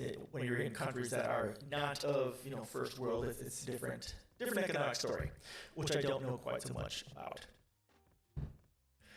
Yeah, lower inequality and stopping the world's global terrorist organization. Yeah, and that's pretty much, when I talk about how do we save humanity from extinction, well, everything was going to hinge on the United States. The United States stops being the largest terrorist organization in the world and shifts from a war against, people of color globally for resources and shifting to a war on climate change. If the United States is not the leader on climate change, we're fucked. Human extinction is what's happening the next 200 to 300 years. And I wrote about that in my policies over here. I wrote about it in my post on resource-based economy. It's in there as well. So if we want to save humanity, the United States has to be the vanguard of change. If not, we're pretty much screwed, because the amount of damage that the U.S. does globally through its imperialism, overthrowing governments. If the U.S. military was a country itself, it was like the 45th largest polluter in the world, and that's just the direct carbon emissions, not taking into account the damage done through coups and the violence of war itself, the destruction of the natural world, the destruction of the national infrastructure, the loss of lives, and all that sort of stuff. So if the United States doesn't stop doing that, can't do shit till all those ghouls in Washington. Yeah, well, here's the issue with that. It's that the ghouls are still going to be there. Because just like I talk about in my post on term limits aren't going to do anything. Because you're just going to greatly increase the rate at which those ghouls go in and out of Washington. There's always a bunch of sociopaths ready to pick up and profit from it. The only way to get rid of those ghouls is to destroy inequality. Again, once you lower inequality, you increase empathy, and you decrease tribalism. So people want to do things that matter. Work on climate, work on poverty, and all that sort of stuff. Again, the answer for it always comes down to lowering inequality. But again, that's not going to ever happen here without some radical thing, because the ghouls in Washington aren't ever going to do that, because that's not what they get paid to do. They get paid to make the rich richer. There's no money in doing the right thing. There's no money in saving humanity from extinction. Although I do hope someday that that will change in this country. I really do. I don't see a way out of it, but it would be nice. It'd be nice to have real hope. There was a video by Chris Kasach that talked about climate change, and it kind of gave me hope that we're not completely fucked. But I'm not really. Oh, they do. They most definitely do. But leftists don't have power. They have zero power. And we see what happens when leftists, if you want to consider AOC and Squad leftists, they get subsumed by the system, and they become one with the system, like the Borg. It's hard to, have anyone of any real. Yeah, exactly. Yeah. I was a huge fan of AOC, a really big fan. But she's become, one of them, and it's difficult. And I've talked about this before. I worry about, running for office. That, one of the reasons why, we maintain our objectivity and our rage is because we're no longer part of that system. At the moment you become part of the system, systems of control, how they dog me. Yeah. It's once you become part of the system, you lose that objectivity, and now you become, because now all these people that, like, joining Congress, right? We hate Pelosi, we hate almost everyone in there, but the moment you get in Congress, you know these people by name, you know their families, you go to their dinners, right? You lose that objectivity, you lose that rage, and then you become part of the Borg. And that's, for me running for office, I worry about that exact thing. The same thing that's happened to the squad happening to me. Like, I've thought, like, what would my constituents want? Would they want me, to kind of be a Bernie Sanders and try and, make what changes I can and just vote, for the least worst possible outcome, even though it's horrible? Or sit there with my fingers, both my middle fingers up, telling everyone to fuck off and bitching into my live stream and online about how they fucked over everything and how they're not doing it right. It's not progressive, but she joined the caucus. Yes, yep, I heard about that. She's a capitalist. She's a neoliberal. Yeah, they endorsed her over, of course, an actual progressive. Yeah, and that's just the way it's going to be. It's very difficult for actual leftists to get any power. And when they do, it's hard for them to maintain their leftism once they get in power, because they have no power. Someday, somehow, hopefully we'll get someone in there that actually won't become corrupted by the system. Somehow. I don't know how. Don't know who. But we'll see. Oh, okay. Here's an article specifically talking about capitalism is the underlying cause of mass shootings. So here's an article answering your question. Let's, we'll go over this. That's the next one. We'll see if they agree with me. We'll see how wrong they are. How about that? You won't say it, so I will. Capitalism is the underlying cause of mass shootings in the U.S., a society whose narrative is based on hyper-individualism and competition disenfranchises quicker than men can cope, and it makes them dangerous. Yeah, and this is an article I read talked about this concept. Men are supposed to be manly men, and providers get trashed by the system, and that toxic masculinity, the toxicity of capitalism and its effect on men makes them violent, because they can't be what it is they're supposed to be, at least by society. All right. Nations and peoples are largely the stories they feed themselves. If they tell themselves stories that are lies, they will suffer the future consequences of those lies. If they tell themselves stories that face their own truths, they will free their histories for future flowerings. Ben Okri, A Way of Being Free. There is a story inoculated into your mind at a very young age in the U.S. The story that competition and individualism are the prerequisites to liberty or freedom. Which is see right here, competition and individualism. Right? Things that are antithetical to our evolutionary psychology of cooperation and collectivism. This is a story told by neoliberalism, the defining political ideology of our time.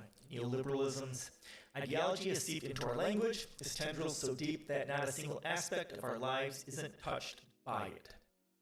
And at its heart is a radical belief in the ultimate personal freedom at the expense of everyone. Friedrich Hayek, an Austrian economist, first created the ideology in the mid-1900s. It was simple, that redistribution of wealth, political freedom, and human equality were harmful. What? Fuck that guy. Yikes. Those ideas restrict the freedom of the rich and powerful. Okay, all right. Who he argued would drive humanity forward with their opulent spending, their freedom to push the boundaries of human existence. Okay, yeah. So, yeah. Good for the people, bad for the rich people. And putting it all on rich people and their classism. The first wave came under Thatcher in the UK, with Reagan soon following in the US. Its work startling?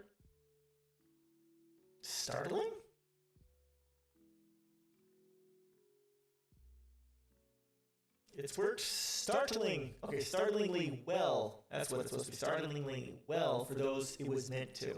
The privatization and marketization of public services have made the rich filthy rich. The deregulation of the financial service sector has created an entirely new class of bourgeois that live entirely on financial tools. It's horrible. It's gut-wrenching. But it's based on something incredibly misanthropic. It's based on the story told by philosopher Thomas Hobbes in 1651. In his famous work, Leviathan, he postulated that human relations are based on war and struggle. In essence, everyone is at war with each other at all times. This is the only thing that stops this boiling kettle from erupting, is a strong central figure like a monarch. The only thing that stops this boiling kettle from erupting is a strong central figure like a monarch. Okay. Yeah, so everyone is at war with each other at all times. That is correct. But that is not our evolutionary psychology. That is a biopsychosocial result of inequality and competition and scarcity. That's where it starts. Where everything starts going wrong in humanity, it starts with the shift from the Paleolithic to the Neolithic, shift from hunter-gatherer society to agrarianism, to farming. That's where it all goes wrong. Because we shift from high levels of equality, which is driven by high levels of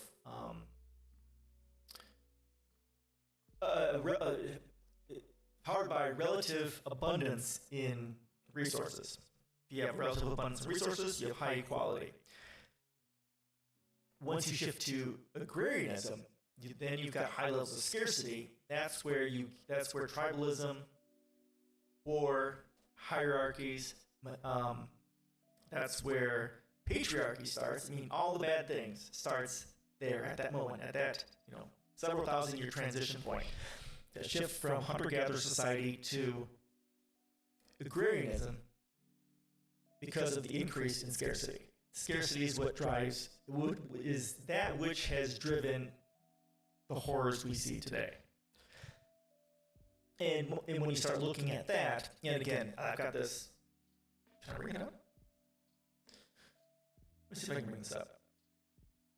I have a.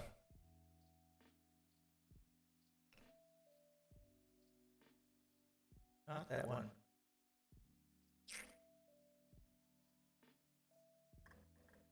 I have. Oh, close. Not that one. I have a mind map that kind of goes through this and some writing on it. Quality. Oh, I just did that.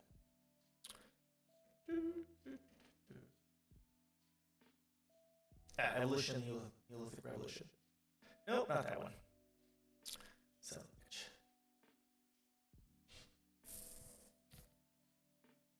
Resource scarcity. Here we go. I'll put that up here in just a moment. Quite mercenary, how you doing? I know. I don't know why it's doing that. I have to figure that. Hold on a second. No? Oh. Can you hear me now? Oh my god, I just fixed it. It sounds okay now, doesn't it? Oh my god, I just... It was something that was hidden. It was a sound source that was hidden, so I didn't see it. Son of a bitch. Alright, now it should be okay. Oh my god. Alright, so I've got... Let me bring this up. Explaining how and why this is. Alright, awesome. Woohoo! Not display, I want... Okay, yeah, we'll do display. Display capture. Okay, you can kind of see all the stuff here. Look. Okay, so this kind of explains it here. This kind of goes through and explains the issues and how we get to the solution as well, because it kind of comes full circle. I'm going to write an article that kind of talks about this, but this is kind of where it goes. The Paleolithic hunter-gatherer, nomadic, relative abundance, most likely matriarchal, egalitarian, peaceful, and shared everything. And that's driven because we have resource relative resource abundance. And once you get to the Neolithic Revolution, approximately 10 to 12,000 years ago, we shift to animal domestication and farming. So we got the shift from the nomadic lifestyle to settled. And then we have high scarcity, because once you stay in one place, you have a small amount of land with which to get your resource needs met. And they don't have the highly honed skills for farming, and they're developing them. Therefore, they've got high scarcity. Once that high scarcity hits, that results in competition, protection of resources, protection of territory, protection of property, and also that is the genesis for violence and war and that sort of a thing. And it's right here. This is where private property starts. At the dawn of the Neolithic Revolution, the moment we have scarcity is where private property starts. This is where it all starts. Right here, the transition here. Now, then that kind of leads to the world of today. Nation states, scarcity, still have patriarchy, exploitation, high inequality, pollution, wars, all that sort of stuff. That we also get the generation of the money and the debt system as a way of managing it. Now I kind of have this set up from like 6,000 years ago, kind of when money and debt kind of largely was created by, I don't know. I have not read the book on this yet. I need to. I think it's like the Babylonians or the Sumerians or something like that, when it really hit. Now we get to about 20 years ago, pretty much the rise of Amazon, because that's where I'm using for this. We're into the information revolution. Here we've got major technological advancements. You've still got the nation states. Now we're to the point where we have artificial scarcity. We still have all the other horrible things in much larger levels, devastating inequality, climate change, war, colonialism, and imperialism, but we have massive advances in computers. Like Amazon and Google and Walmart here in the United States are great examples of how we have the technology to basically create a globalized, a global centralized economy. We have it, we have the ability to do it, but we have artificial scarcity. Now, that's kind of where we get to my interstellar New Deal, which is all about setting up a regenerative open source circular economy to kind of get to the point where we are reducing that inequality. That's the whole point of my policies, is to get to that transitional state in order to get to a world which has high levels of equality, which has high levels of resource abundance. Because once we get rid of that scarcity issue and have high levels of abundance, then everything else goes back to egalitarian, peaceful, cooperative, and so on and so forth. This is why everything is bad. This graph right here. And this is also how we come full circle to fixing it. It all comes from starting with relative abundance, getting through scarcity, and coming back to abundance again. And abundance cannot be done within capitalism because it's based on competition and exploitation, much like the article that we read was talking about. Does that make sense? I know we went over that pretty fast.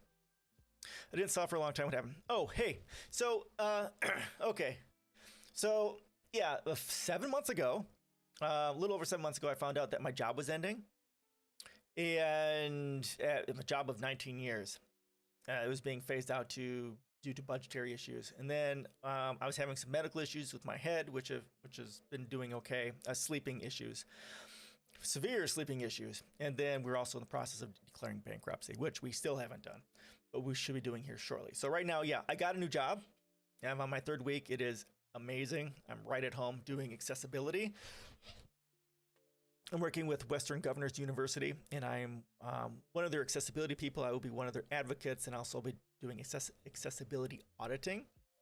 My sleeping stuff is basically under control, and we're in the process of creating a office for myself up in our attic. Yeah, thank you. I'm so happy. Spent like 7 months looking for work.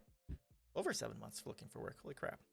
Roughly 7 months or more looking for work, and I finally found something, and it's an amazing job. Yeah, I'm very, very happy, very lucky, and people are great there. What I'm doing is rewarding, so it's awesome. Pay is great, benefits are great, everything's just great. Yeah, so everything is looking up, and I'm just starting to stream again. I streamed like 2 months ago once on a Saturday. That's the the only time I streamed in the last 7 months. So I'm streaming now today on Saturday. I'm hoping to do Saturdays for the next however many until I get the office up and running. Once I get the office and the attic up and running, then I'll look at trying to stream more regularly. It's going to be a little difficult because my hours here are like 9:30 to 6. The late start is amazing, but the later ending is a little more difficult. So I get done at 6. So it takes me about an hour to prep. And then if I start at 7, that's basically 7 to 9. So yeah, we'll see. That's what I'm hoping is going to happen. Hopefully I'll add my usual Tuesday and Thursday stream in a few weeks, maybe a month. Then we'll get back to streaming more often. Yeah, and if you want to learn more about, I talk about the issues I've been going through a bit more at the beginning of the stream and in the middle when Girly Bear showed up for the first time. I went over all that again, so you can go back there and see more of the specifics on it. Did this kind of make sense when I went over this, or did I go over it too quickly? I probably did.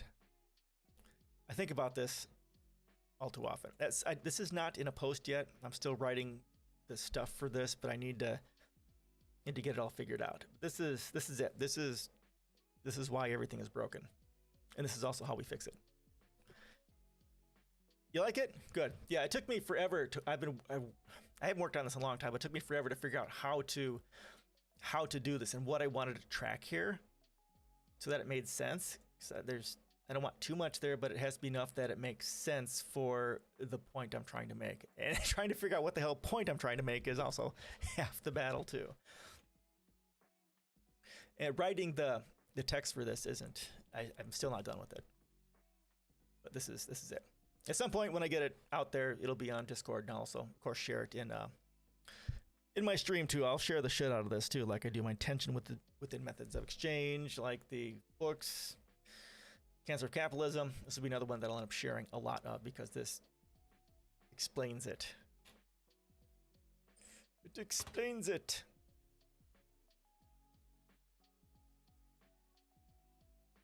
There we go. All right.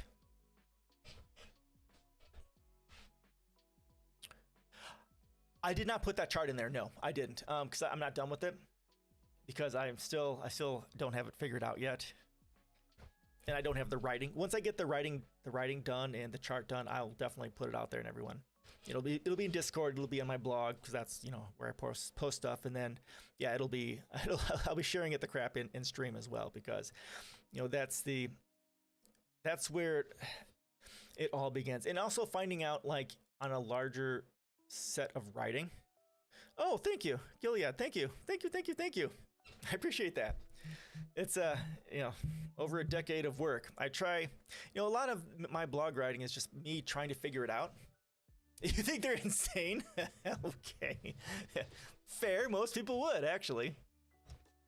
Getting to the point where you can actually question that the system itself is the problem, or even understanding that there is a system that could be the problem. Yeah, it's pretty difficult. And once you get to the point where you understand that the system is the problem, which is hard to do, and then what the fuck do you do with that? Okay, money and capitalism is the problem. Then what the fuck do you do with that? I spent years knowing that, not having a clue what to do with it, until I found the Venus Project and the Zeitgeist movement. I mean, it's just it was eye-opening. It's like, holy fuck, that's it. That's what I could never figure that out. Never ever. So it takes time. It takes time to get there. It does seem insane because the radical amount of change required, but it is the only way to save humanity from extinction and war and poverty and climate change and all that sort of stuff. Ending money, shifting to resource-based economy. Because once you understand the underlying principles behind what drives poverty, what drives war, what drives the shootings, then it becomes much easier to solve the problems. But the issue is that most people in charge don't want to solve those things because they're making shitloads of money off shootings. They're making shitloads of money off privatization, making money off war. War is one of the most lucrative professions, industries to be in. Banks make shitloads of money. Military industrial complex makes money off of it. The the pharmaceutical and fossil fuel industries make shitloads of money off it. The steel war is the most profitable industry, and as long as that industry is profitable, this world will never ever know peace. And the only way you can get rid of war is to get rid of nation states. You can't get rid of nation states until you get rid of monetary systems. Who will be distributing the resources? Yeah, the ones. Yeah. No, you're exactly right. That is a big concern. So when you're looking at a resource-based economy, I have a whole giant ass post on this. I don't go into the specifics on that because that is going to be much larger conversation. But this is, if a resource-based economy is ever going to happen, this is kind of the way that I see it happening. So yeah, that is the perhaps one of the most important questions to ask. Gilad Frid, who is going to be distributing the resources? So the first part of who's going to be distributing the resources is it's not so a large part of this resource-based economy is automation. So you want something, you go to your app like you do today, go to your Amazon app or computer and say, hey, I want whatever, and then it gets sent to you. It's because no one owns the factories, no one owns the goods because there's no money. You have everything that you need you have housing, food, education, all free, transportation free, everything free within the limits of society. And basically no one can get more than anyone else. Everyone has equal access to everything. So anyone in a position of quote power, it'd be very difficult for them to abuse it because of the limitations put on everyone. Everyone has the same access to resources, period. Now, the only cases, at least this is just my interpretation, this is not necessarily what Jacques Fresco of the Venus Project or Peter Joseph of the Zeitgeist Movement says. This is kind of how I envision it. So there will be people who are, like the brilliant surgeons, the prodigies, the people who have the most brilliant, of whatever industry.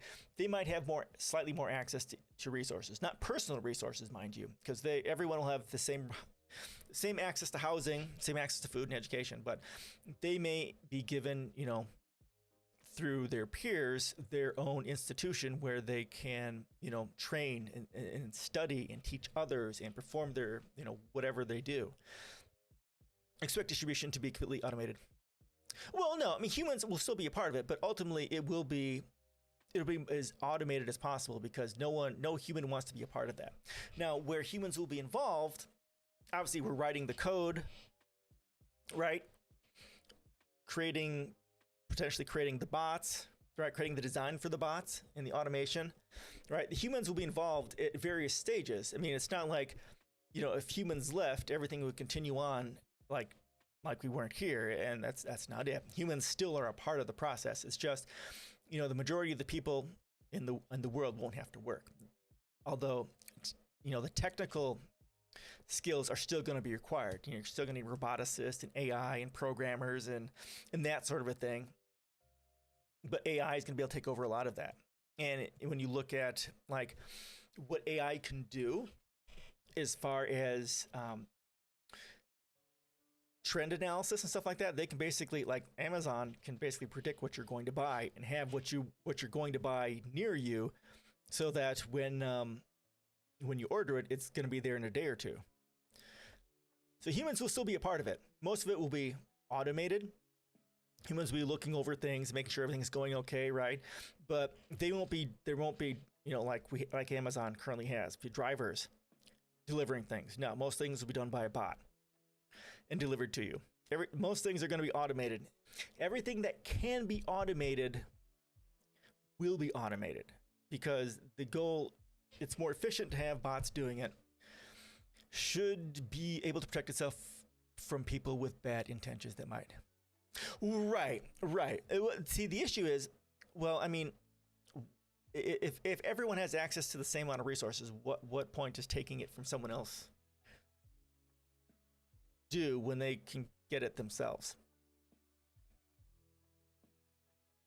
There won't really be that. Now, there may be some cases, like let's say there's a breakthrough in computers, and a brand new processor comes out. Well, so there's some people will get it right away that won't. And wouldn't people lose pretty much the point of living for everything? Oh God, no. No, that's actually, we just read a whole article on this right here. Here, read this. See, the issue is we spend all of our time working and suffering just trying to fucking pay the bills so we don't end up dying in the streets, right? All that time wasted working for a living, all that time wasted worrying and suffering about not being in poverty, that time is something that you get to use by enjoying life, traveling, visiting people. Oh, a key part of this, Gilad, is that every city needs to be an educational center. Education is the key foundation to, that's why there will be work. There is work to do. Like if you're into farming or gardening, you can do that. You can go and do a community garden with a bunch of other people that want to do it. Like if you want to get into agriculture, specifically, most likely a lot of it is going to end up being vertical agriculture, aeroponic, and that sort of stuff. You can go study, get your certification. Actually, I talk about that very thing right over here in this post. Productivity and motivation. No, I don't talk about it there. Okay, so here's my post on productivity and motivation, because that is a key question that everyone asks, and that goes over that. How will a resource-based economy work? I think that's where that's hiding. Here we go. But if you work for a socialist state, you spend your time in poverty worrying about how not to get got by the state. Right, and we're not talking about socialist. Something much better than that. I'll go ahead and share this. What might a resource-based economy be like? This is smaller than it should be, but this kind of goes into it. Like if you want resources. Okay, so here, talking about if you still want to work, right? If it's not like a community garden or something like that, which you can just go ahead and do with other people, just go ahead and do it. But so like, okay, right. The socialist state is problematic because I talk about that in one of my posts too. As long as there's money involved, it will pretty much always fail, because money and the corrupting influence it has, right, that will always end up, for the most part, bad. And this is not talking about a socialist or communist state. We're talking something a bit beyond that, at least in my opinion. It's called a resource-based economy. No money, everyone has what they need, and then you live life and enjoy it. So like here, I talk about like if you want to learn something, if you want to work in aquaponics. So you'll take classes perhaps online, or maybe even at the local aquaponic farm. Then you'll take a test to certify your knowledge. Then maybe you'll go when you work, you'll get a mentor, and you'll certify your actual hands-on skills through an apprenticeship. And then once you've got perhaps the knowledge and then the apprenticeship done, then you are certified as a level 1 aquaponic worker, and then you can go anywhere in the world that wants a level 1 aquaponic worker, and you can go do it.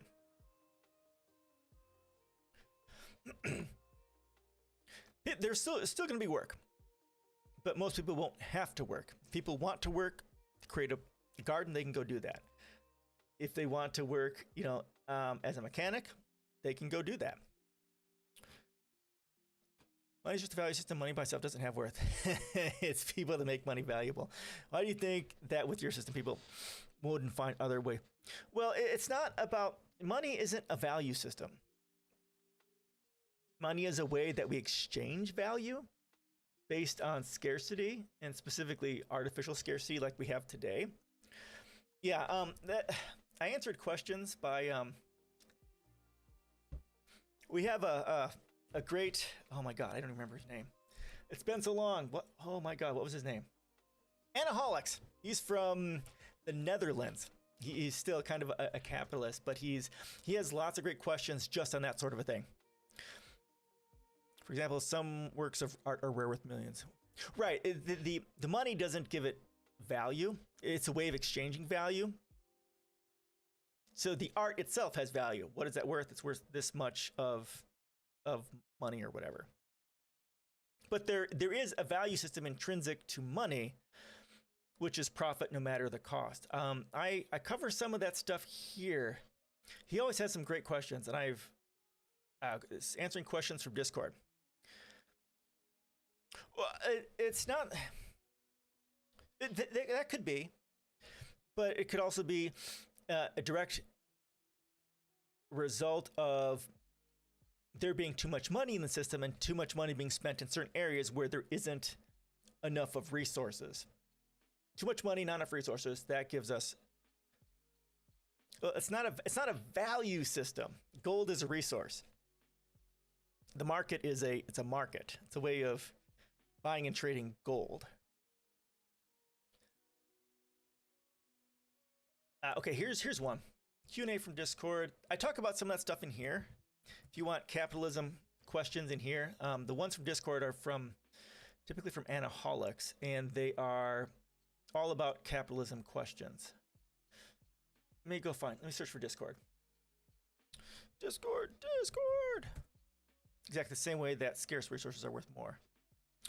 Yeah, sure, yes. I can't spell. I think it's only 2. Here's another one. Answer a lot of those capitalism questions here. All right, that should be enough.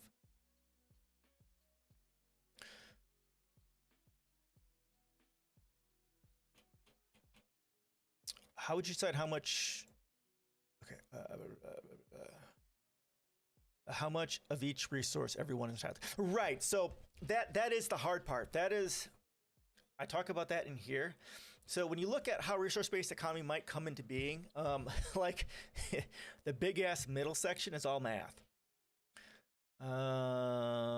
Global resource data. So it's based on. So the first part of resource-based economy is declaring all resources a common heritage to all of humanity. That is the first step. That effectively ends nation states. That makes sure that all resources that we have is shared by everyone, not one person, one nation, not one company, everyone. Now, the next step after that is a global resource survey. Let me make this bigger so you can see it. Where'd it go? So we have to, once we declare all resources a common heritage, then it's about how many resources do we have in the world. We have to know how many resources we have. Natural resources, ore, animals, lands, lakes, how much information, manufactured resources, human resources, what skills we have, pollution, what their quality is, and their surplus and deficiency. Then you go into sustainable resources calculations. Once you know how many resources you have to figure out, well, are we using these sustainably or not? How long do we have before we run out of it? Then through that, then we do the calculation to figure out, well, what is the best quality of life we can provide people with the resources we have and have it still be sustainable. Then we figure out the carrying capacity of the earth. Like how many people can we sustainably provide for with the resources we have, but also the ease of production. Right. Yes, that's right. So exactly. So that takes into all that math takes into account, like if something takes 10 years to create, you don't need value. I mean, you have to understand like how long it takes to make, how recyclable it is, right? You need that metadata on whatever it is. If it takes like 10 years to make one thing, well, we're not going to be using that to create a sustainable, house, because we're making more than one house every 10 years. So the more sustainable something is, the easier something is to make, and the more resilient that is, because it's not just about, even if we can make plastic houses, we're not going to want to make plastic houses because they'll melt or the runoff into the environment is bad, right? So it's not just about how quickly we can make something, but how long it will last, because making things that last for a long time reduces wasted resources. Bitcoin isn't currency. It's more of a stock. It's more of a fancy digital stock, and it's a waste of energy. So, yeah, quality of life calculation. So pretty much it comes down to the math. If you want a more, Peter Joseph goes over kind of the basic math here in one of his presentations. It comes down to just doing the math. How much resources do we have? How sustainable is it? What quality of life can we have based off, the resources we have, and what do we do from there?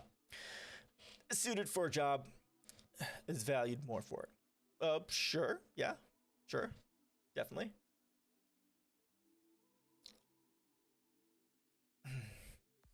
Okay, I'm not going to argue that. It's not useful. Okay, you do you.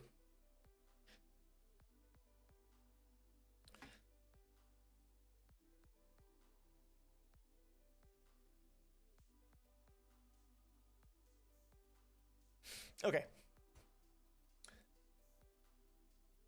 So yeah, that's what it boils down to. Do the math. What's the best quality of life we can provide? That's what we do. And then as we get more access to resources, that math changes, right? And then so there'll be a drive within this, this math to find the most sustainable, resources we can to do as much as we can. Sustainability is good because like iron and stuff like that is eventually going to run out, at least on this planet. Well, even it's going to run out in the solar system at some point, maybe millions of years down the line, but eventually, that how long it's going to last is important math to have. So that's what it's going to boil down to. My blog posts cover a lot of this stuff. If you want, the post that ties it all together is right here. My Q&A from December 2020. I go into answer a bunch of questions from a capitalist apologist about, how will we do things in a resource-based economy? What's, talking about capitalism and a resource-based economy. I go into a lot of the Q&A stuff there. That post doesn't link to the Discord questions, so I shared those with you already. You can take a look at those. That's answering questions about capitalism, just capitalism itself. You got some good questions in there. Output is something doesn't produce output. It doesn't produce anything. Well, of course. But what exactly is the economy doing? When something is easier to produce, its price drops. When something is hard to produce, it's useless. No. When something is hard to produce, its price goes up because scarcity goes up. Owen Joyer, sanctions on Cuba, bad. Sanctions on Cuba, bad. United States, bad. United States, large terrorist organization. Welcome, Owen Joyer. Thank you for coming. I'm Free Xenon. I have my own blog, which is here, freezenon.com, and then my own policy site here.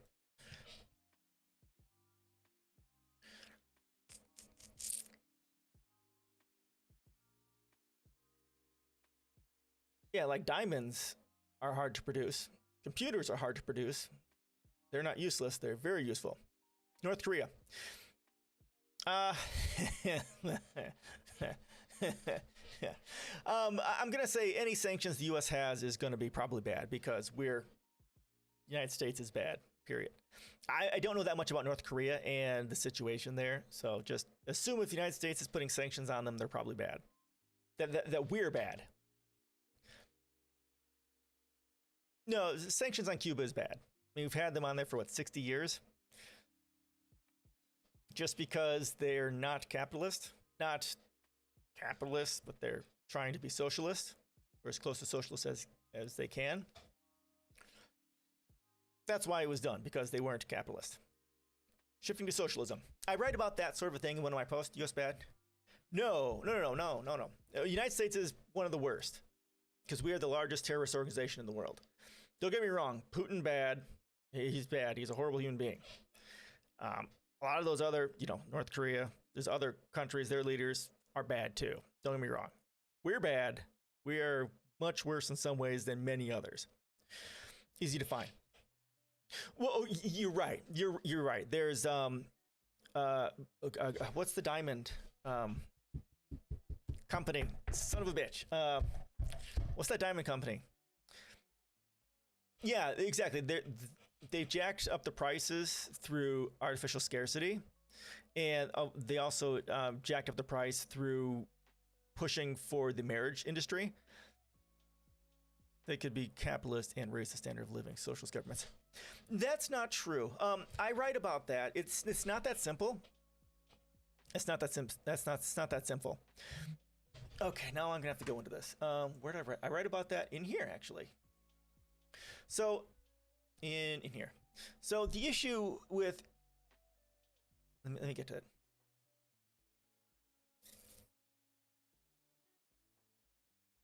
Come on, get away.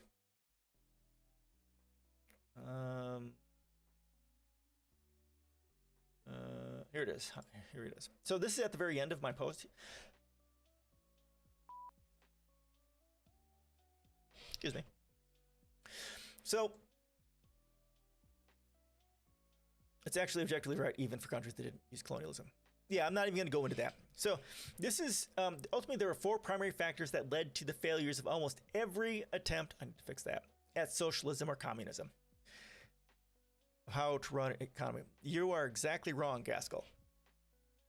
U.S. Constitution is a piece of shit. So if you look at the countries in Europe, their people came from Europe to the United States during the colonial times to look at our Constitution, and they didn't use our Constitution because it was garbage. They did something better. There's several. Voltaire, there's a few other people who came here to look at our Constitution, and it was garbage. They did something much better. United States is garbage. Totally garbage. Okay, the only way you can say the U.S. is the best demonstration of how to run an economy is if you only care about profit. Because that's the only thing that we are really good at. Profit. But that profit comes at the cost of millions of innocent lives, the destruction of the economy, the destruction of the world, climate change, and everything. I mean, we can tear apart the United States and how bad it is all day. That they were intentionally strangled and isolated by the world economy, constantly oppressed and harassed, and still prospering. Yes, exactly right. No capitalist country has been under the same. Yeah, that's exactly right. Owen Joyer, exactly right. The world which you rely on to watch the stream. Objectively wrong? The United States is the largest terrorist organization in the world, dude. That's all you need to know. I mean, it's right here. Here's the post. Cancer of capitalism. It's right there. I go over how the United States is bad right there. It's not socialism always following up dictatorship. Anytime there's money involved, it's always going to be corrupted. So that's what I talk about here. I have this 9-minute post, which I talk about the core reasons of why monetary systems always ends up with corruption. It's right here. 9-minute read. It's the tension within methods of exchange. It leads to the destruction inherent to monetary systems that ensures that competition, exploitation, corruption, and authoritarianism were going to happen full stop. So pretty much every single attempt, for the most part, every single attempt to shift to socialism or communism ends up getting corrupted because of money. Because that creates competition, exploitation, corruption, and authoritarianism. It was going to happen full stop. That's all you need. That's why they all basically failed. And then the other reason why that these countries have failed is because they had the incorrect societal values, because they went from, because typically the drive for socialism and communism is because of the exploitation of capitalist, or actually at that period it was feudalist. It was the exploitation of feudalism and the rise of the Industrial Revolution and the exploitation that came from that. So they didn't have the values, right? The eco-humanistic values to make the right decisions as far as things, because of power, not money. Money can give you power, but power. Well, right, but you can't have that power without the money. I wonder why socialism followed the dictatorship. Sorry, 20 was invaded by countries. Yeah, after the Soviets won civil war against all odds, the entire to reinstate a reactionary government, and you blame them for becoming dictatorship too. Oh, right, and that's one of the big things, right? It's the United States. I'll get to that here. They didn't have the right societal values because of, where they were historically. So if you have crappy values, how can you get to a country like, having the values of, well, the Nordic states? They didn't have the technology to do a a centralized planned economy like we do now, we could definitely do it now. Walmart, Amazon, Google prove that. If you look at Project Cybersyn in Chile in 1973, prior to the revolution and the United States overthrowing it, that's what they were trying to do, and they really couldn't do it because they didn't have the technology. And of course, the fourth, the US's war on progress. But of all those countries have been repelling their own populations, the US does not have that ability to do that. What? The United States has been murdering our own people for a long time. They're just doing it more indirectly through poverty. We have one of the highest levels of poverty in the developed world.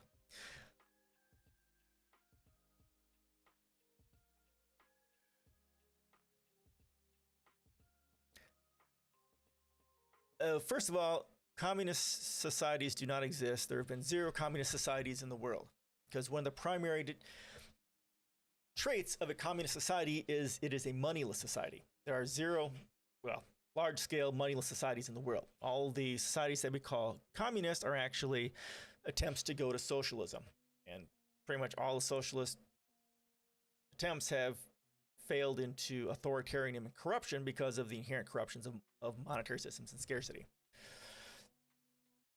Attacked a one-party state from 1920 to 1990. Italy was not allowed to have leftist parties to win elections. They did. Yep, yeah, so that's exactly right. Whenever the United States has a truly leftist party win, they will overthrow it because it will threaten their global capitalistic, imperialistic hegemony. Not sure when the French invaded the USSR, however, the USSR invaded most of the countries. Yep, and when communism won the elections in 1946, they were isolated and forced by the US to leave the coalition. Yeah, the United States attacks and destroys anyone that is not capitalist. If you're going to socialism or communism, you will be isolated, sanctioned, couped, and destroyed. That's why every single one of these have... Every single attempt to go to communism, socialism has basically failed, except for Cuba. Cuba is pretty much the only one that, I mean, it's not like a shining example or anything, but it's done better than any other attempt. That's why the United States is the biggest problem when it comes to global progress. As always. 4:30.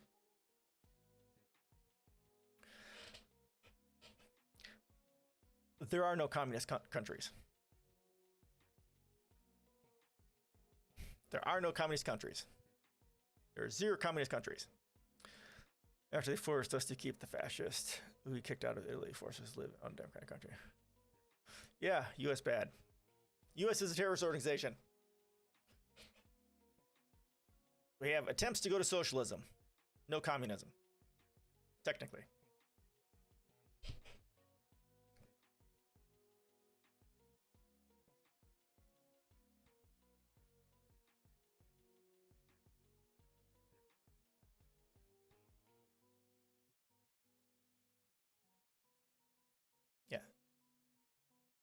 Of a social country that wasn't embargoed and harassed by the entire world as soon as it was born. Yeah, exactly. Exactly right. And that's okay, that's self-proclaimed. Yes. Okay, that's fair. Or at least socialist. Yep, that's correct. Yes, yeah, they're democratic socialist. And they are very capitalist. Yep, Netherlands is the birthplace of capitalism as we know it, and they have the highest levels of wealth inequality in the world, I believe. And the United States has the largest levels of income inequality in the world. Yeah, they all end up being dictatorships because of money. And because they had the wrong value system. I go over it in that post. The United States is also effectively a dictatorship. Because we the people don't have any say in the way the government is. We have no vote. We have 1% parties. We the people, 99% don't have any parties that represent us. It's pretty much all parties of the 1%. We have a one-party system. The United States is also fascist. It's a much more veiled form of fascism, because our fascism starts with the police state and also murdering people and destroying countries globally for fun and corporate profit. Fascist and imperialist. Part of fascism is the merging of corporation and state. At least that's, I think, what Stalin said. Yeah, the U.S. is a large part of that. A large part of that failure. Always will be. Anytime any country decides to do something other than capitalism and allowing the United States companies to exploit those countries and their resources, we sanction it and coup it and destroy it. And a large part of what social, countries which try to go to socialism is they try to, well, in the form of liberalism. Yeah, fascism is here. We've been a fascist state for a very long time. As long as you have monetary systems, almost all countries will be fascist, because money leads to cooperation, to competition, to exploitation, tribalism, and exploiting nation states and destroying nation states for their resources.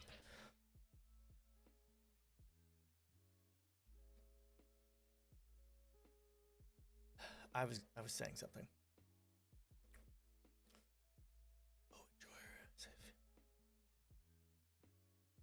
Be related, but your estimation how many black unarmed? Oh, I have no idea. I haven't kept up on stats like that, but it's a metric shitload. So however many you want to consider, any number greater than 1 is too many. It's a lot. It's horrible. Horrible a lot. We need to do the defund the police movement is pretty much what we need to do. Shift that money to housing, much like we're talking about talking about the Tambroni government's fascism in 1960 that caused the death of a lot of protesters and strike breaking. Okay. No. I can't believe that data at all. Not in 1 year. But isn't statism inherently fascist? Yes.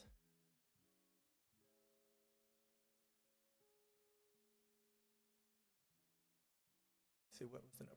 How many?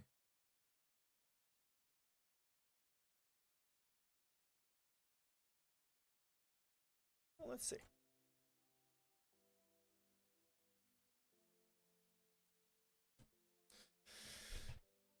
Okay, I don't want that. I just want 2021.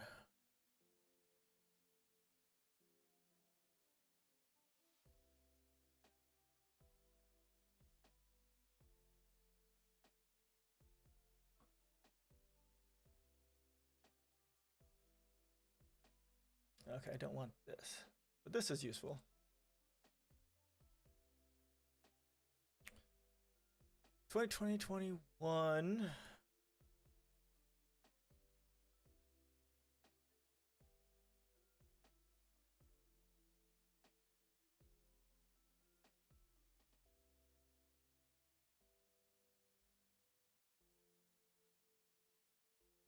Did I? Yeah, it's in there in the search.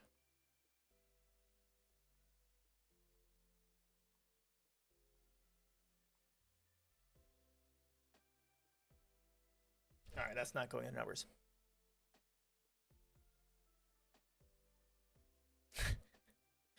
All nations are problematic in one form or another.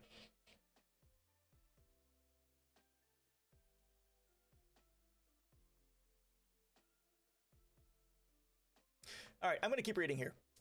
So yeah, so where we were, let me go back here. It's horrible, it's gut-wrenching, but it's based on something incredibly misanthropic. It's based on the story told by philosopher Thomas Hobbes in 1651.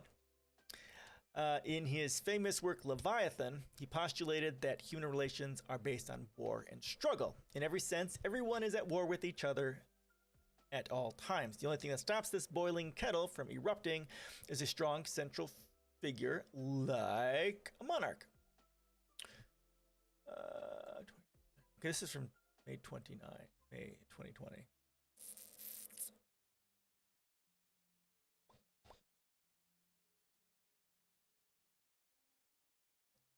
Oh, okay, so it's got.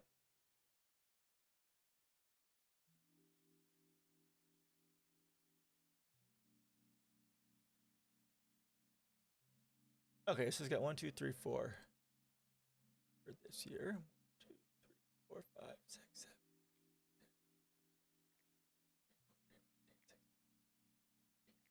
Okay, that's got 19 for 2020. Interesting.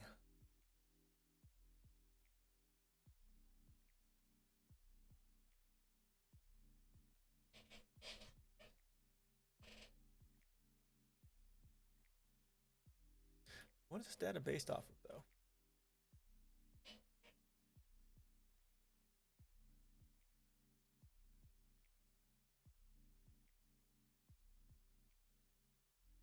Okay, here we go. Sources. There we go.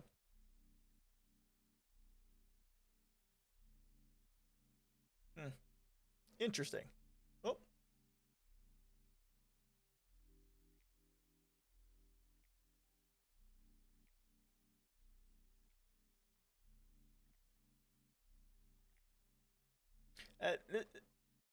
I don't think so. This is not the full picture of it. It can't be.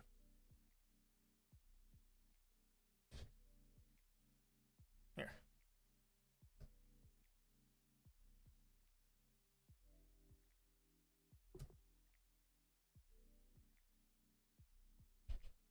Armed or okay. We go by race.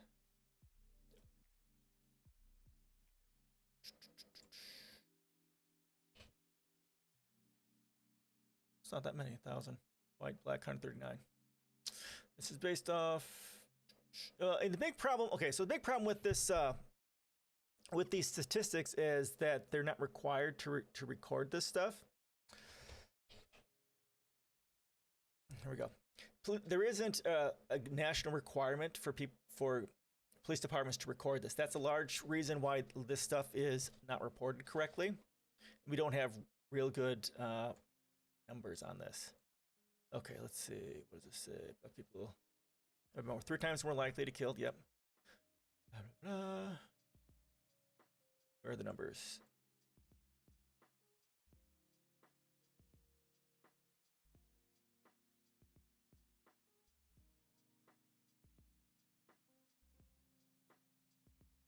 So 203. What is this for? Okay, so this is 203 people for 100 for 2021 for last year. By who word were they armed? Yeah, exactly, Girly Bear. And that's another part of the problem. We've got plenty of evidence showing that police they'll have guns on hand that are unnamed and add to, plant on there. Yeah, that's another part of the problem. I didn't even think about that. Yeah, the numbers aren't even close to correct because there's no requirement to report that.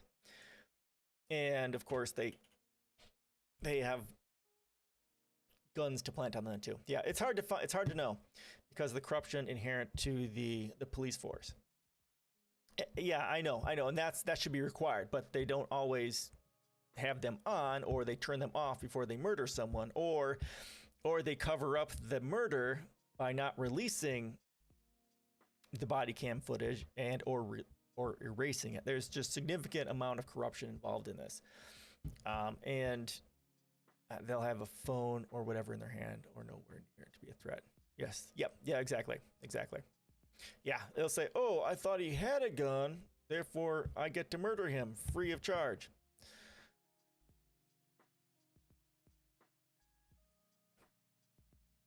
Yeah, it's not good.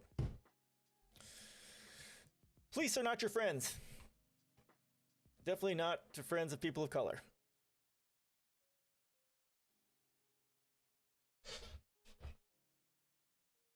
How big is your private sector if you live in Cuba? I've been curious about that. Like, what percentage of markets does the government control there in Cuba? Very interested.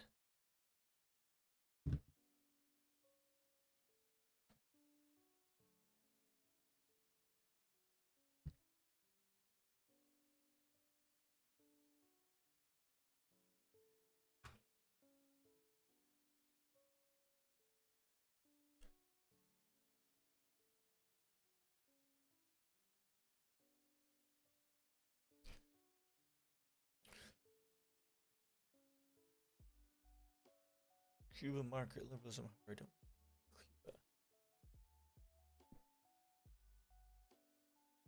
factories are mainly communal. Okay.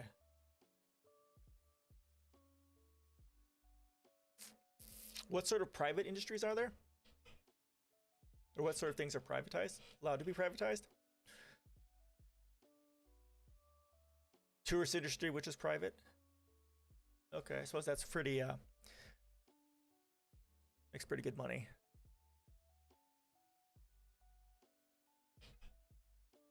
Okay.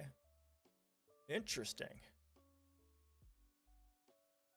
Interesting. So the tourist industry is privatized and paid in foreign currency, which means that they get paid more than doctors. Yeah. Especially if they keep a good eye in the markets and carefully adjust the prices as stuff goes up and down.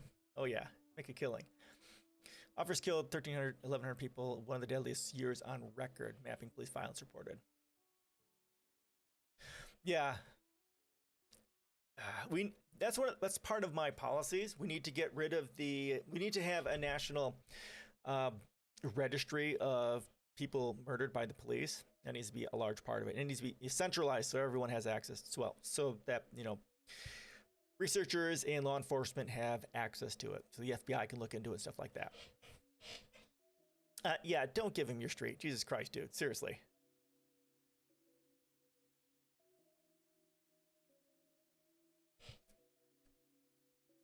Exactly. Yes, exactly, Owen.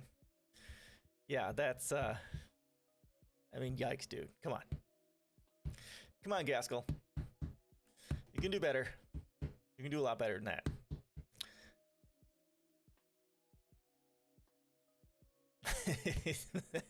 No, don't do it. No address. No addresses. Not here.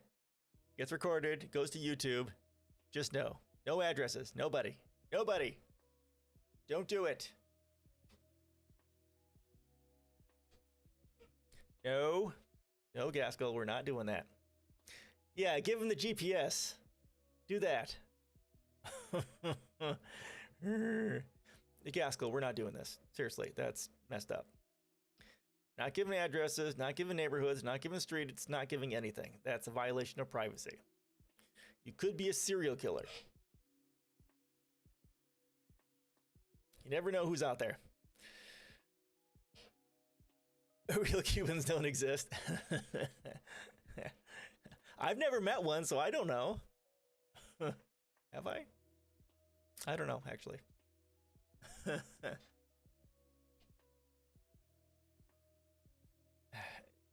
Gaskell, he doesn't have to prove anything to you. Seriously.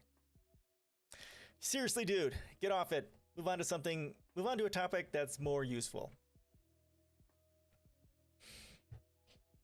United States bad. That's the big thing we need to take from here. United States bad.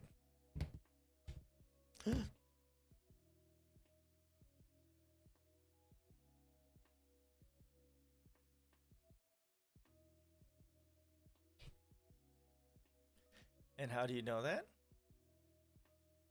Okay. Oh.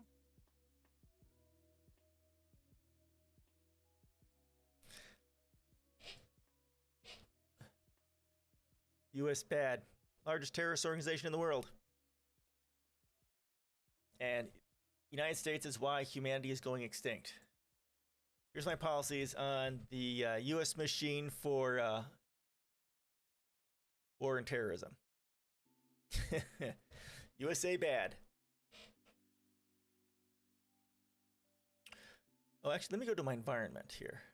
Did I talk about it there? Yeah, let me go over here to environment.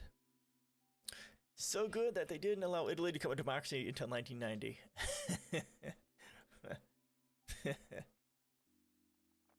Okay, where do I write this for? Yeah, I don't actually talk about it here, do I? No, I don't. Yeah.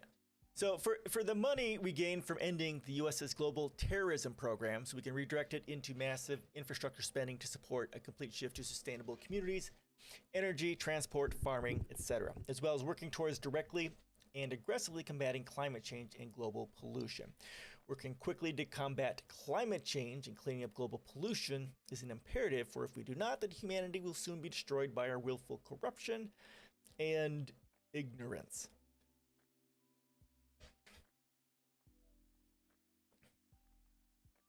I should talk about that specifically over here in this post.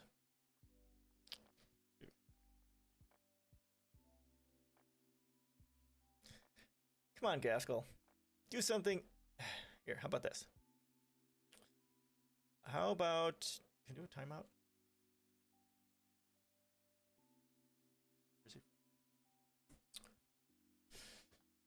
La la la la la la la.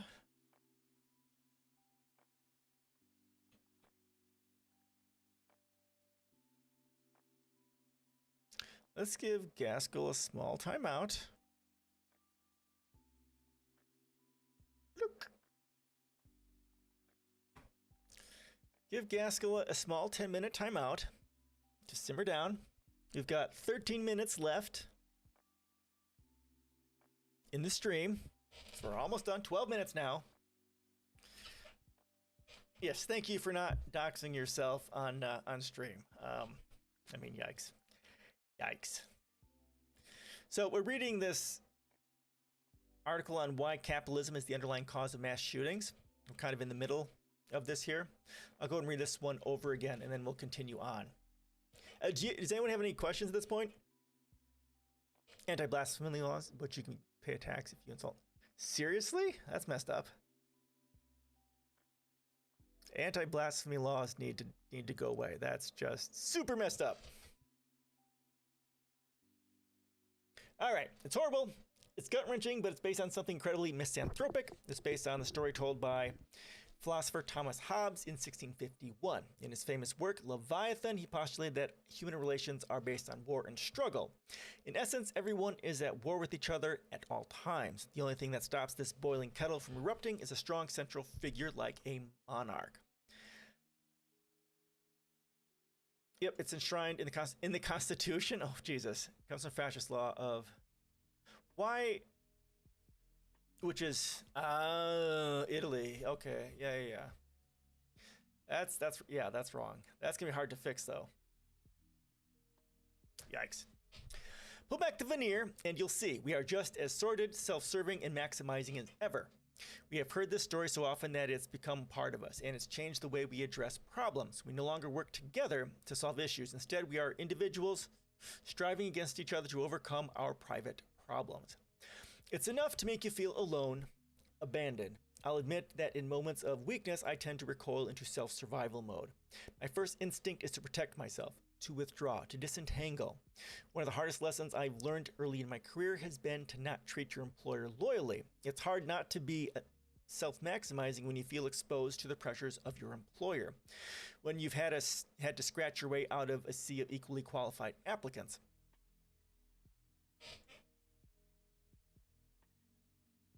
You feel the replaceability mantra hounding you if you take a day off to be sick. You're stuck in a constant cycle of probation period and contract renewal. You feel alone.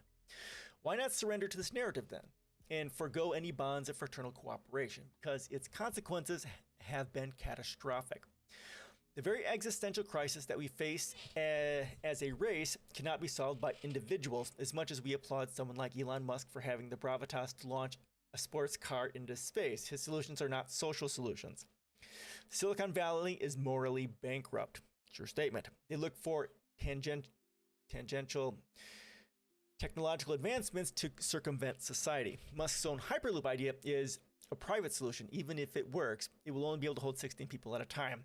How will this fix the broken Metro DC system? Yeah, we've covered Musk and how it's messed up, a lot of stuff that he's doing, especially his LA car thing, which is wrong. Greenwashing capitalism and stuff like that, it's not going to fix anything. Moreover, without shared common purpose, we lose our sense of self-worth, and this has hastened the toxification of masculinity over the past decades, which I was previously talking about on here, right? Here are the facts. Faith in democratic norms are collapsing. Democracy itself only works when the system works for it. Given a populace Giving a populace a useless vote every 4 years is not democracy. Of those born before World War II, 72% in the U.S. believed it was essential to live in a democracy. That figure has dropped to 30% among those born in 1980. Disenfranchised at work, robbed of their opportunity, men are angry. They are looking for answers elsewhere and finding them in demagoguery. The venom spat up each night on Fox News. They're finding it in extremists, far-right groups scapegoating. In their tirades against democracy, men have seen vindication in their hatred towards women, migrants, and minorities. Yeah, so it's the toxic individualism, that toxic separation that isolates and alienates men from, everyone. And then they look for enemies and people to blame. So, tribalism, they're not part of us, therefore we should kill them because they bad. And then when you have people like Trump and Fox News talking about how all the people of color are bad, then they go up shooting them because they're obviously bad, because you can trust the news station, right? You can trust Donald Trump, right? As the resources consolidate and the anger, the alienation builds, it will get worse. Alienation is many things, but it is chiefly the loss of control over your work or life and a disconnection between you and your surrounding community or society. It's, I haven't talked about it on this stream, but humanity's terminal disease, the disease of separation. Capitalism is founded upon competition, right? Tribalism, which breeds separation. Now, it's that separation, it's that lack of cooperativeness, that lack of communalism that is required for capitalism to exist. That is what causes our problems. You can pretty much take every single problem humanity has and you can break it down into a separation, an individual separation into one of 4 areas. An individual separation from the self, an individual separation from humanity at large, an individual separation from the natural world, or an individual separation from what I call the cosmic. I don't like that phrase yet, but that's what I'm using. So here, when you're looking at capitalism, it requires a separation of the individual. It requires a separation of the individual on all 4 levels in order for capitalism to do well, because that's where profit is found. And that's what they're talking about here. Under capitalism, you've got that individual separation or alienation from humanity at large, or even but more specifically humanity at specific to specific demographics, people of color, people of different religions, right? These conditions lead to a disconnect between what you do daily and the lack of purpose you feel internally. In many cases, it can erupt. It certainly has in these mass shooters. This brings us back to the topic of hyper-individualism and toxic masculinity. From a very early age, men are conditioned to believe that what makes them a man is their strength, their ability to lead. This is compounded by other sexist ideas like men are responsible for providing for a family. When it comes to it, however, the vast majority of men lack the resources to even acquire the skills they would need to do so. As George Bernard Shaw famously remarked, all professions are conspiracies against the laity. Yeah, and so they lack the majority of men lack the resources to even acquire the skills they would need to do so, right? Because especially here in the United States, we don't have universal education, we don't have universal health care, we don't have universal housing, and we have the highest levels of income inequality in the developed world. So yeah, when that level of inequality goes up, men bred in a toxically individualist, toxically masculine society, feeling impotent, then they go out and try and reclaim their manhood by murdering people. And that's murdering the people that they think are the enemies, people of color, right? And this also is compounded by our country's love and worship of military and violence. This completely ignores the coming tide of automation, with its first ripples arriving on the shore. It will only get worse. Despite this, many men continue to rail against the virtues of education, trapping themselves in a cycle of resentment and alienation. Many people sense, often with justification, that their lives are being stitched up by managers, lawyers, journalists, bankers, and a permanent governing class. George Manbiot, Out of the Wreckage. And I've talked about the upcoming automation apocalypse in my post, the Capitalism and Resource-Based Economy Q&A from December 2020. I shared that earlier. I specifically talk about the upcoming automation and AI apocalypse when it comes to work. That is a big, big deal. And here in the US, it is going to get worse. On the factory floor, if we are to find work there at all, we are segregated by 0-hour contracts, freelance work, and performance tracking software. Amazon is perfect for that. Then also we've got the racism inherent to Elon Musk and Tesla. They're segregating their factory floors. Within this hyper-individualized neoliberal reality, we have all become self-optimizing entrepreneurs. This is supposed to free us. But what you don't hear about are the actual figures. Salary for independent contractors in the UK, for example, is now less than what it was in 1995. The philosopher Byung-Chul Han states that under neoliberalism, every individual is a master and slave in one. This also means that class struggle has become an internal struggle with oneself. Today, anyone who fails to succeed blames themselves and feels ashamed.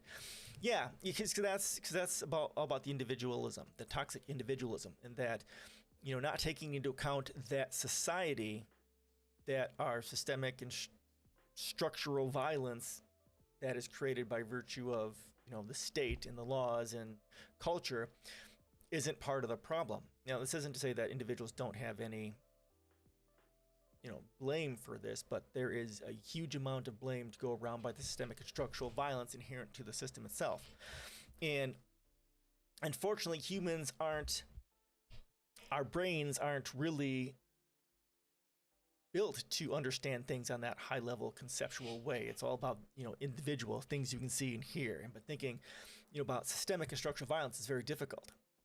So they don't know where to turn and where to put the blame besides themselves or the people that they're told to hate and told are the problem on Fox News and by Trump, right? People of color, Hindus, Muslims. So that's who they act out against. That's who they act out against because they don't understand the systemic and structural issues. This is where gun violence comes from. It starts with the violent rearing of men taught to be self-sufficient, followed by a stripping of their livelihood. Toxic masculinity, followed by poverty and high levels of inequality. Surround them with demagogues who appeal to their base or worse instincts, and it gets ugly. What we are witnessing is the psychic rupture of an entire population group of the United States losing their self-purpose. They have lost the narrative that has defined them. Within this narrative, strong individuals succeed. What they are failing to notice is the structural violence perpetrated against them to ensure they don't. Oh my God, I just said that. That's just what I said. So once this tension finally snaps in their brain, they do what they have been trained to do. The act of ultimate individual violence, to lash out at the real problem. People themselves, the otherwhere. And I have a graphic on one of my posts, and I want to show you this. And it's specifically talking about that cancer of capitalism. Is it here?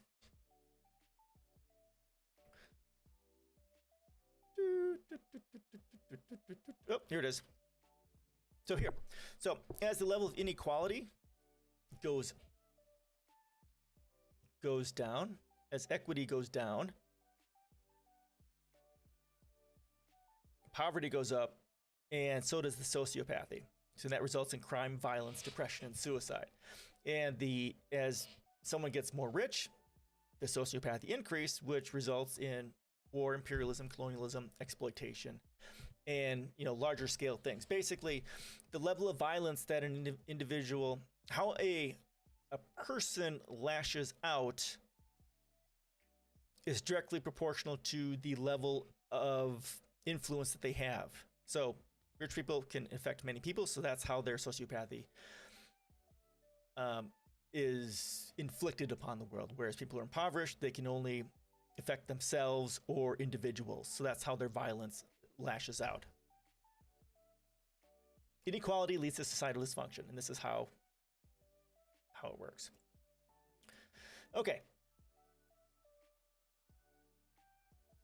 What is most horrifying about this is that these men often have nowhere to go. Atomization is often seen as the precondition for entrepreneurial society, one where traditional social relations of commonality collapse. What? Okay. Oh, I need to. Hold on. Say what?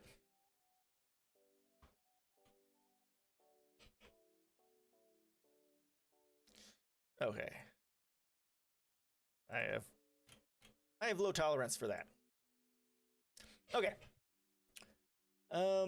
There is an extensive literature emerging on the deadly loneliness of men, where once a family or community group may have picked them up or supported them, they fall deeper into their failure, placing it entirely on their shoulders, and that in itself makes it easy to sacrifice everything when you have nothing else to lose. Right, and that's that separation. As inequality goes up, tribalism goes up, social trust goes down, and we have this separation, the individual separation from everyone else. And it's not people working together, it's people fighting against each other just to try and make it. And men end up, well, I mean, everyone ends up really lonely, but because of what they're talking about here, and this is really important, that toxic masculinity, that toxic, individualistic masculinity that the United States promotes ends up having them snap. And how we can help fix this is, of course, by decreasing inequality. Universal healthcare, universal education, housing, increasing the minimum wage, right? Unions, all the things that makes the world a better place is how we start combating this. And then also working on climate change, because a large part of our disease of humanity is our separation from the natural world. We can help fix these people and fix this issue by re-strengthening our bonds or healing our bonds to each other communally, or as well as to the natural world. If you give them community, they have something to fight for that matters, and they have people to depend on. Community in cooperation is the exact opposite of what capitalism is.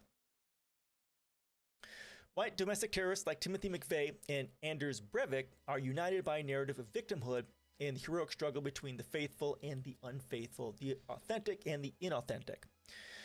In short, these madmen see themselves as saviors.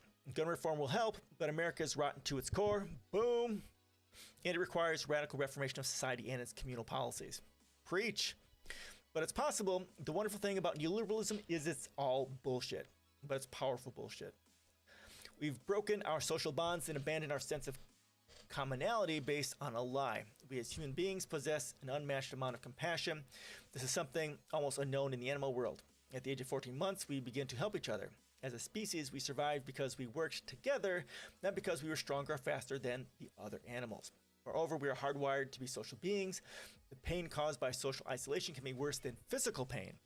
Self-harmers know this all too well, as they seek physical release to the social agony they feel. The opioid crisis itself stems from social isolation, as the painkillers relieve both its physical and psychological side effects. Yeah, again, looking at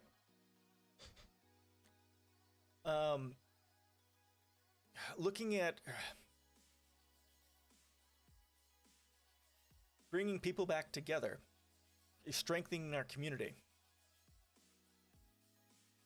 What isms don't? Huh? What? Oh, what isms? I see. Is that what you're saying? Which isms don't affect mental health? Well, they all will, because they all stem from inequality and they all stem from capitalism and monetary systems. All isms will affect our health because they are inherently tribalistic and a product of separation from each other in the natural world. All isms, for the most part, depending on which one. As long as you're talking about the right, context, pretty much all isms will be. So welcome, kid. I blog about politics. I obviously live stream about politics. I also have my own policy site as well, interstellarnewdeal.global. If you're interested, I just started streaming again. This is my first time streaming in probably 2 months, but hopefully I think I should be streaming more often now. I should be streaming at least on Saturdays for the next week or two until I get my office set up. Then hopefully I'll be streaming another, 1 or 2 times a week, hopefully. we'll see how that works as we get this going. The quick start here is to find a common cause. That cause for me is the social control and rehumanization of the economy. Everyone does have and must have a stake in that. Use your strength to be a voice for others who have none, to shield those who cannot protect themselves.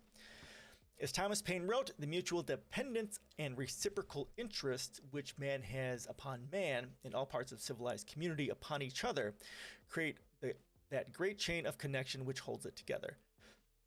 Until this chain is forged, we will never see a society free of violence, destruction, and hate. Yeah, this is exactly right. Although Thomas Paine wrote this in colonial U.S. times, right, 1700s, maybe 1800s. But how do we get to that? How do we get to where humanity is communal? So what the fuck if one care about himself rather than trying to? Well, okay, so it has to do with isolation. So this is actually a great article on this.